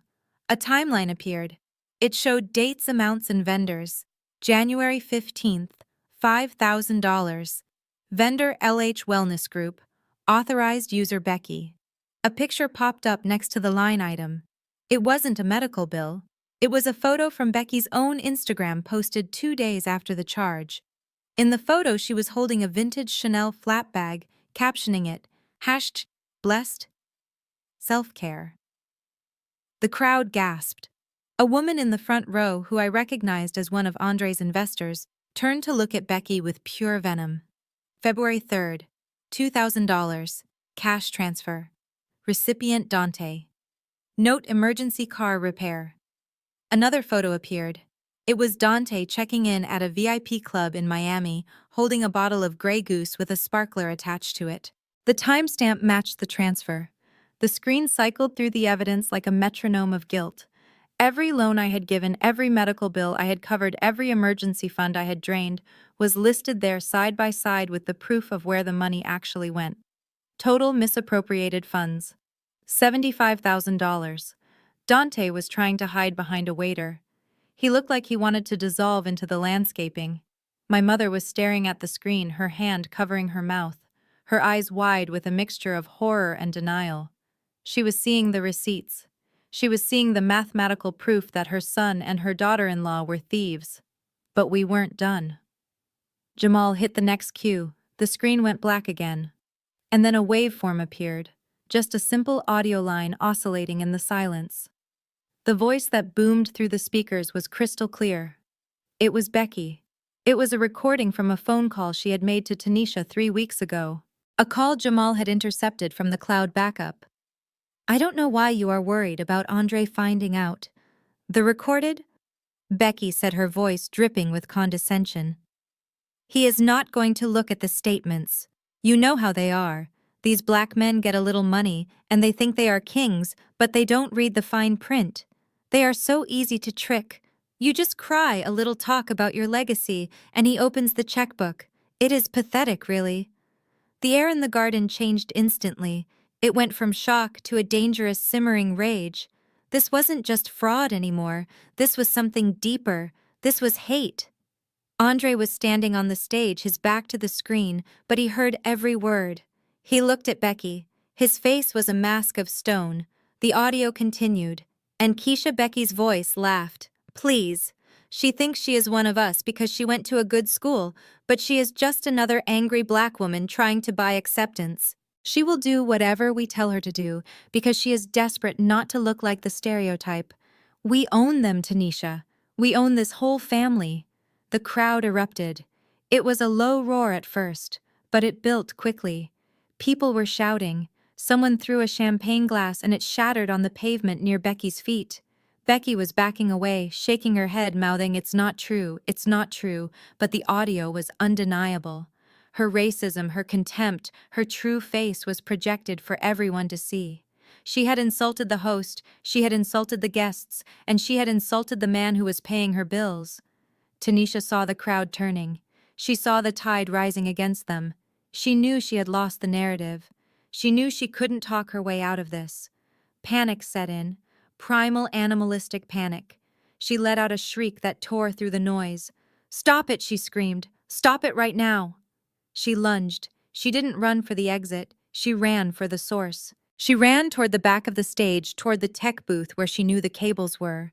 She wanted to kill the feed. She wanted to silence the truth. She moved fast for a woman who was supposed to be carrying twins. She sprinted across the stage, her royal blue gown billowing behind her. "I am going to kill you, Keisha!" she screamed, her face contorted into a mask of pure hatred. "I will kill you." She reached the edge of the stage where the main power trunk line ran down to the generator. She reached out her hands like claws ready to rip the cords from the sockets. But Andre was there. He didn't hit her. He didn't shove her. He simply stepped into her path. He was a big man, a former linebacker, and he stood like a wall of granite. Tanisha tried to swerve, but she was moving too fast and her heels were too high. Andre shifted his weight. He extended his leg just an inch. It was subtle. It was almost imperceptible. But it was enough. Tanisha's foot caught on his ankle. She pitched forward, her arms flailed trying to find purchase on the air. She hit the deck of the stage hard. It was a sickening thud, the sound of bone and flesh meeting wood. She slid across the smooth surface of the stage, propelled by her own momentum. And then it happened. The laws of physics demanded a payment. The impact of the fall snapped the heavy industrial straps of the silicone prosthetic. The deluxe model, the one with the realistic weight, broke free from its harness. Tanisha scrambled, trying to get up, but as she pushed herself off the floor, the belly didn't come with her. It slid out from under her dress. It happened in slow motion. The massive flesh-colored mound detached from her body. It rolled across the stage like a loose tire. It wobbled. It bounced once near the edge of the platform. And then it fell. It tumbled off the stage and landed with a wet, heavy slap on the grass, directly at the feet of my mother. My mother looked down. She was wearing her Sunday best, her church hat perched perfectly on her head, and there at the toes of her sensible heels lay the twins. It was just a lump of rubber, a 15-pound ball of silicone painted to look like skin. My mother stared at it. She looked up at Tanisha, who was now kneeling on the stage, her real stomach flat and heaving with exertion, her dress bunched up around her waist. Tanisha looked down at my mother. Their eyes met. There was no denying it now. There was no medical explanation. There was no spin. The lie was literally lying in the dirt. The crowd went silent again, but this silence was different. It was the silence of judgment. It was the silence of 100 people realizing they had been played for fools. Becky was sobbing now, huddled against a decorative pillar, trying to hide from the glares of the guests. Dante was nowhere to be seen, likely having slipped away the moment the credit card statements appeared on the screen. Tanisha tried to cover herself. She pulled her dress down. She tried to stand up to muster some shred of dignity. It is a medical device, she stammered, her voice thin and hysterical. I have a condition. The doctor said I needed support. She looked at Andre, begging him to believe her one last time. Andre, baby. Please. You know I have back problems. Andre looked at her. He looked at the empty space where her pregnancy used to be. He looked at the screen where the spreadsheet of her theft was still glowing bright in the twilight. He reached into his tuxedo jacket. He pulled out a white envelope. He walked over to where she was kneeling. He didn't offer her a hand up. He dropped the envelope onto the stage in front of her. It landed with a soft tap. My lawyer drafted these this morning, Andre said, his voice amplified by the microphone he was still holding. It is a petition for divorce based on fraud and a restraining order. You have 24 hours to vacate my house. Tanisha stared at the papers. She didn't touch them. But the babies, she whispered. There are no babies, Tanisha, Andre said, cold and final. There never were. He turned his back on her. He walked to the edge of the stage and looked down at my mother. I am sorry, Ms. Williams, he said. I know you wanted grandchildren, but you raised a thief. And you enabled a monster. My mother flinched. She looked from Andre to Tanisha to the rubber belly at her feet. For the first time in her life, she looked truly old. She looked defeated. And then from the front gates of the estate came a sound that cut through the tension like a siren, because it was a siren. Blue and red lights flashed against the canopy of the oak trees, casting long, dancing shadows across the lawn. The wail of the sirens grew louder, approaching up the long driveway. Tanisha's head snapped up. Her eyes went wide with a new kind of terror. This wasn't social embarrassment anymore. This was real. She scrambled to her feet. She looked for an exit, but there was nowhere to go. The garden was enclosed by high walls, and the only way out was the main gate where the police cruisers were currently pulling in. I stepped out of the tech booth. Jamal was right behind me. He handed me a microphone. I walked onto the grass. The crowd parted for me. They looked at me with awe, with fear, with respect. I wasn't the doormat anymore. I wasn't the ATM. I walked until I was standing right in front of the stage, looking up at the woman who had been my best friend since kindergarten. I raised the microphone to my lips. "Please do not panic, everyone," I said, my voice smooth and calm, echoing through the garden. Tanisha froze like a deer in headlights. I pointed toward the flashing lights at the gate. "I promised you a reveal, Tanisha," I said. "I promised you a show you would never forget." Two uniformed officers and two detectives in suits were walking briskly across the lawn. One of the detectives was holding a pair of handcuffs. "So everyone, please remain calm," I continued. "Grab a drink, find a seat, because the gender reveal is over." I looked Tanisha dead in the eye. But the main entertainment is just getting started. The uniformed officers moved across the manicured lawn with a heavy, synchronized purpose that silenced the whispers of the crowd. The flashing blue and red lights from the cruisers parked at the gate washed over the garden, turning the elegant white flowers into strobe-lit warning signs. It was a scene from a crime drama unfolding in the middle of Buckhead's most exclusive zip code. I stood near the tech booth, my hand resting lightly on the cool metal of the soundboard. I watched as the lead detective, a tall woman with a badge hanging from her belt, stepped onto the stage. She towered over Tanisha, who was still huddled on the floorboards next to the rubber mound that used to be her pregnancy. "Tanisha Williams," the detective said, her voice projecting clearly, even without a microphone in the sudden hush of the garden. "You are under arrest for theft by deception, grand larceny, and conspiracy to commit fraud." Tanisha looked up, her makeup streaked with tears and sweat. For the first time in her life, she looked small. She looked like a child caught holding the match that started the forest fire. "No," she whimpered, scrambling backward until her back hit the legs of the velvet throne she had demanded I rent. "You cannot arrest me. I am the victim here. She did this to me. She set me up." She pointed a shaking finger at me, but the detective did not even look in my direction. She reached for Tanisha's wrist. "Stand up, Ms. Williams," the detective ordered. Tanisha tried to fight. She flailed her arms, screaming about her rights, screaming about her condition, forgetting entirely that her condition was currently gathering grass stains a few feet away. The detective was efficient.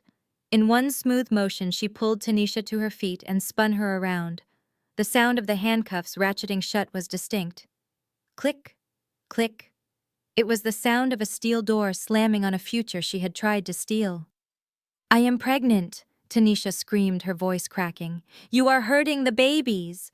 The detective looked down at the silicone prosthetic on the stage, then back at Tanisha with a look of absolute withering pity. "We will have the jail medical staff evaluate you, ma'am," the detective said dryly. "But considering your twins are currently on the floor, I think you will be cleared for booking." While Tanisha was being led down the stairs, stumbling in her royal blue gown, the other officers were moving through the crowd. They were not just here for the mastermind. They were here for the accomplices. Dante saw them coming. My brother, the man who had strutted into this party acting like he owned the block, suddenly looked like a cornered rat. He tried to blend into a group of Andre's investors, ducking his head and edging toward the service exit near the catering tent. He didn't make it 5 steps. 2 officers cut off his path. Dante froze, his hands held up in a gesture of surrender that looked pathetic on a man wearing a linen suit he had bought with stolen credit.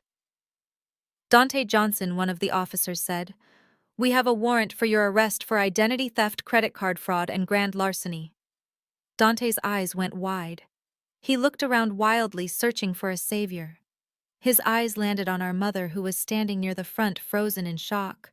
"Ma," he screamed, his voice high and terrified. "Ma, help me. They are hurting me. Tell them who we are. Tell them to stop." But there was nothing she could do. The officers grabbed his arms, pulling them behind his back. Dante struggled, kicking out his expensive loafers, scuffing the grass. "It wasn't me," he shouted, trying to trade loyalty for freedom. "It was Becky. It was her idea. She took the cards. She bought the bags. I just did what she told me." Across the lawn, Becky let out a screech of indignation. She had been trying to slink away behind a trellis of climbing roses, but the commotion drew every eye to her shimmering gold-sequined dress. "You liar!" she yelled, pointing at her husband. "You dragged me into this. You said your sister owed us." An officer stepped in front of her, blocking her escape. "Rebecca Johnson," he said, "you are also under arrest. Conspiracy to commit fraud and multiple counts of credit card theft." Becky recoiled as if the officer was made of filth. She drew herself up to her full height, channeling every ounce of entitlement she had stored in her body. "Do not touch me," she hissed. "Do you know who I am? You cannot arrest me. I am a respectable woman. This is a mistake. That woman over there," she pointed a trembling finger at me. "That woman is the criminal. Keisha set me up. She gave me those cards. She told me to use them." The officer reached for her arm. Becky slapped his hand away. "Get your hands off me," she shrieked. Her voice reached a pitch that made the guests wince. "I am a white woman. You cannot do this to me. I am the victim of a hate crime. This is reverse racism. That black witch set me up because she is jealous of me." The gasps from the crowd were audible. Phones that had been lowered were raised again instantly. 100 cameras pointed at Becky, capturing her meltdown in 4K resolution. She was digging her own grave, with every word broadcasting her bigotry to the entire city of Atlanta. She struggled as they cuffed her gold sequins shedding like scales. "Help me!" she screamed at the crowd. "Why is nobody helping me? You are all watching an innocent woman be attacked." Nobody moved. Nobody spoke. The guests, the elite of the city, watched with a mixture of horror and fascination. They knew that association with Becky at this moment was social suicide. She was toxic. She was radioactive. As they dragged her past the buffet table, she kicked over a tray of champagne flutes. The glass shattered. The sound punctuated her downfall. I watched Dante being led away, sobbing like a child. I watched Becky being dragged, kicking and screaming, spewing slurs and excuses. And then I looked at my mother.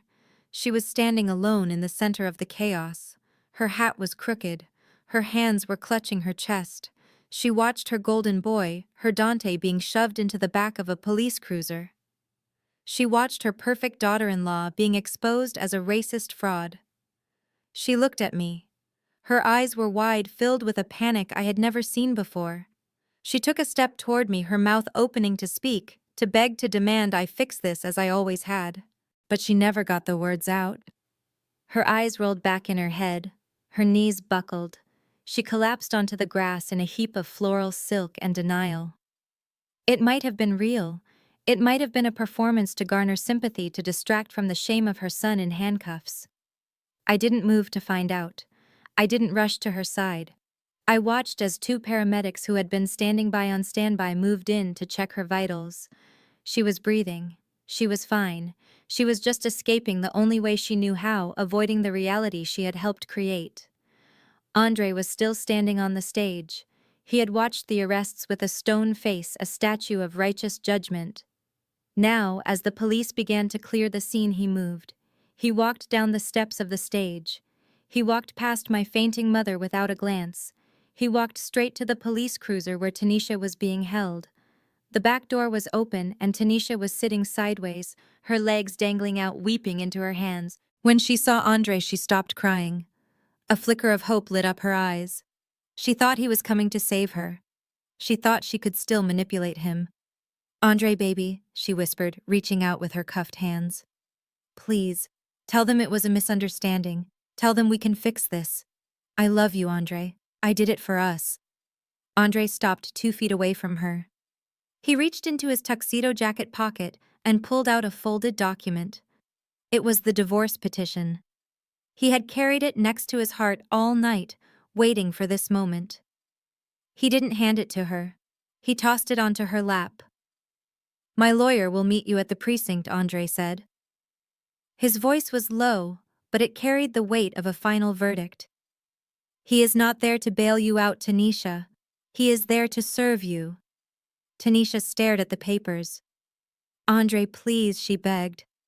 "I have nothing. If you leave me, I have nothing." "You have exactly what you brought into this marriage," Andre said. "Lies and debt. The house is in my name. The accounts are frozen. The cars are leased. You are leaving my life the same way you entered it, empty." He leaned in closer, his face inches from hers. "And Tanisha," he said, "if you ever say my name again, if you ever try to contact me or my family, I will spend every dollar I have ensuring you stay in that cell until you are old and gray. Do you understand me?" Tanisha shrank back into the seat, the reality finally piercing her delusion. She nodded slowly, tears streaming down her face again. Andre straightened up. He signaled to the officer, who slammed the car door shut, sealing Tanisha inside her new reality.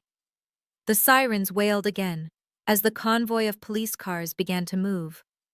One by one, they rolled down the long driveway, carrying away the toxic waste of my life. Tanisha, Dante, Becky, they were gone. The garden was quiet now, save for the murmurs of the guests and the rustle of the wind in the trees. The party was over, but nobody was leaving.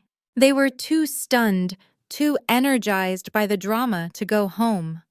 I walked over to the bar. The bartender, a young man with wide eyes, looked at me with something approaching reverence. "Can I get you something, ma'am?" he asked, his voice respectful. I looked at the selection of premium wines, the bottles I had paid for. I pointed to a vintage Cabernet. "Pour me a glass," I said. "A large one." He poured the wine, the dark red liquid swirling in the crystal glass. I took it and walked away from the bar, moving toward the edge of the lawn where the shadows were deepest. I stood there alone, watching the scene. The paramedics were helping my mother onto a stretcher. She was awake now, weeping loudly, calling out for Dante, making sure everyone knew she was the victim of a tragedy. Andre was shaking hands with the detectives, thanking them, signing statements. Jamal came up beside me. He didn't say anything. He just stood there, a warm, solid presence at my back. He wrapped his arm around my waist and pulled me close. I took a sip of the wine. It was rich and complex, with notes of dark fruit and oak. It tasted expensive. It tasted like victory. I looked at the empty stage where the silicone belly still lay on the floor, a discarded prop in a play that had closed early. I looked at the screen, which was now black, the evidence of their crimes powered down. I didn't feel guilty. I didn't feel sad. I felt a profound quiet settle over my soul. The noise was gone. The demands were gone. The leeches were gone. I turned to Jamal and raised my glass in a silent toast. "To the retirement plan," I whispered. He smiled and kissed my temple. "To new beginnings," he replied. I took another sip and watched the last of the police lights fade into the distance. I didn't say a word to my mother as they wheeled her past me. I didn't look at her. I didn't acknowledge her cries. My silence was the loudest thing in the garden. It was the final period at the end of a very long sentence. And as I turned my back on the chaos and looked toward the future, I knew one thing for certain. I was finally free. 6 months later, the silence in my house was different. It was not the heavy, suffocating silence of secrets or the tense silence of plotting a takedown. It was the silence of peace. It was the sound of sunlight hitting the floorboards and the coffee maker gurgling in the kitchen. It was the sound of a life that had been scrubbed clean of toxins. I sat on my back porch, watching the autumn leaves drift into the pool.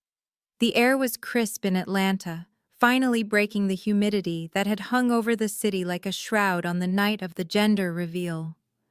That night felt like a fever dream, now a vivid explosion of color and noise that had rearranged the geography of my entire world.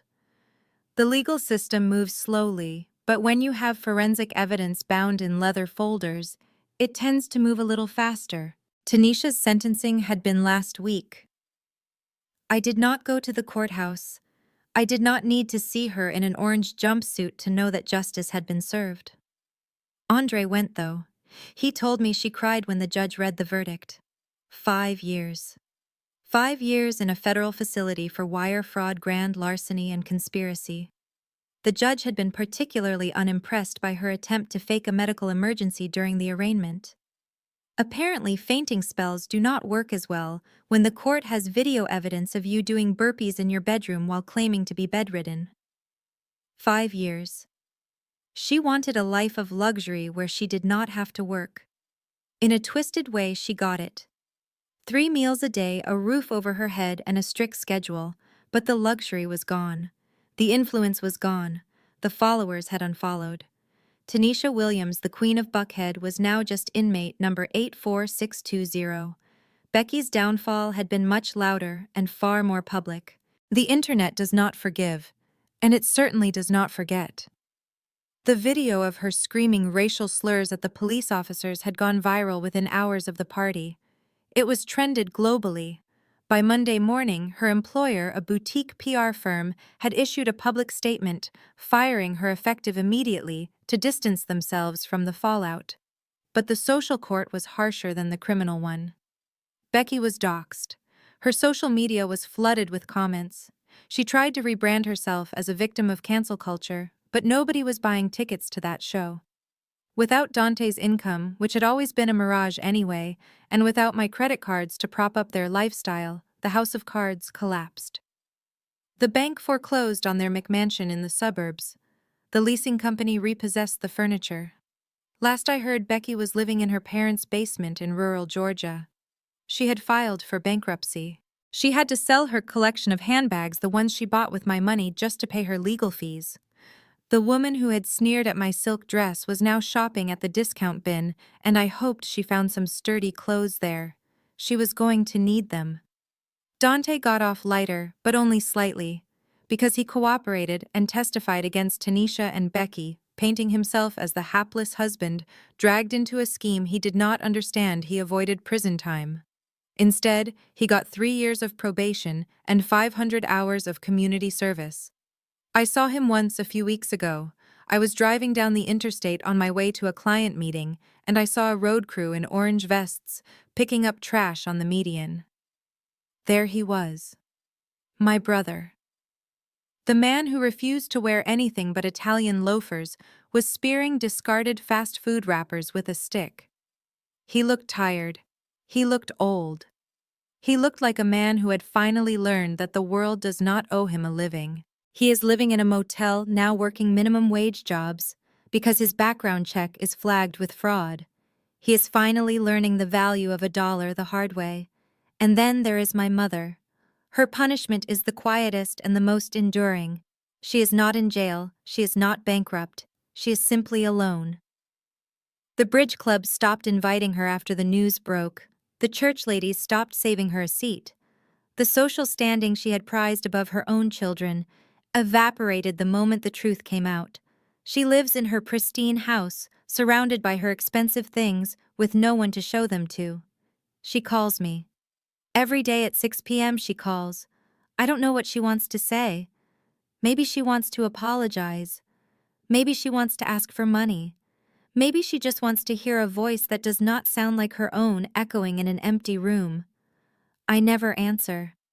I blocked her number months ago, but I can see the attempts in my call log. It is a daily reminder that she made her choice. She chose the lie. She chose the image. And now she has to live inside the picture frame she built, all by herself. I took a sip of my tea and looked at the alert on my phone. A deposit notification. 2 days ago, a check had cleared. $100,000. It was from Andre. He had sold the house in Buckhead. He said he could not live there anymore, not with the ghosts of the fake nursery and the memories of the deception. He had downsized to a condo in the city, focused on rebuilding his business and his life. When he sent the money, he included a note. Keisha, this is the 50,000 they stole from you plus interest, plus a stupidity tax on me for believing them. Thank you for saving my life. Thank you for waking me up. I did not keep the money. Jamal and I did not need it. We had our careers, we had our integrity, and we had each other. That money was tainted. It was blood money from a wound that had finally healed. So we gave it away. We started the Truth in Numbers Scholarship Fund. It is a program designed to help underprivileged girls from our old neighborhood go to college for finance and accounting. We wanted to give them the tools to see the truth in the numbers, just like I did. We wanted to empower a generation of women who would never be marks, who would never be victims, who would know exactly where every penny went. I smiled, thinking about the first recipient, a bright-eyed girl named Maya, who wanted to be an auditor. She reminded me of myself at that age, hungry and sharp, and ready to take on the world. That money was going to do more good in her hands than it ever did in Tanisha's. The sliding glass door opened, and Jamal walked out onto the porch. He was holding 2 mugs of coffee, and his face was lit up with a smile that made my heart skip a beat. He sat down next to me and handed me a mug. "You look happy," he said. "I am happy," I replied. "It is finally over, Jamal. The dust has settled, the bad guys lost. The good guys won. It feels like the end of a movie." "It is not the end," he said, leaning in to kiss my forehead.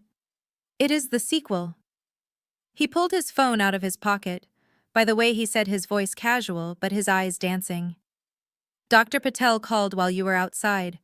She said she tried your cell, but it was on silent." I froze.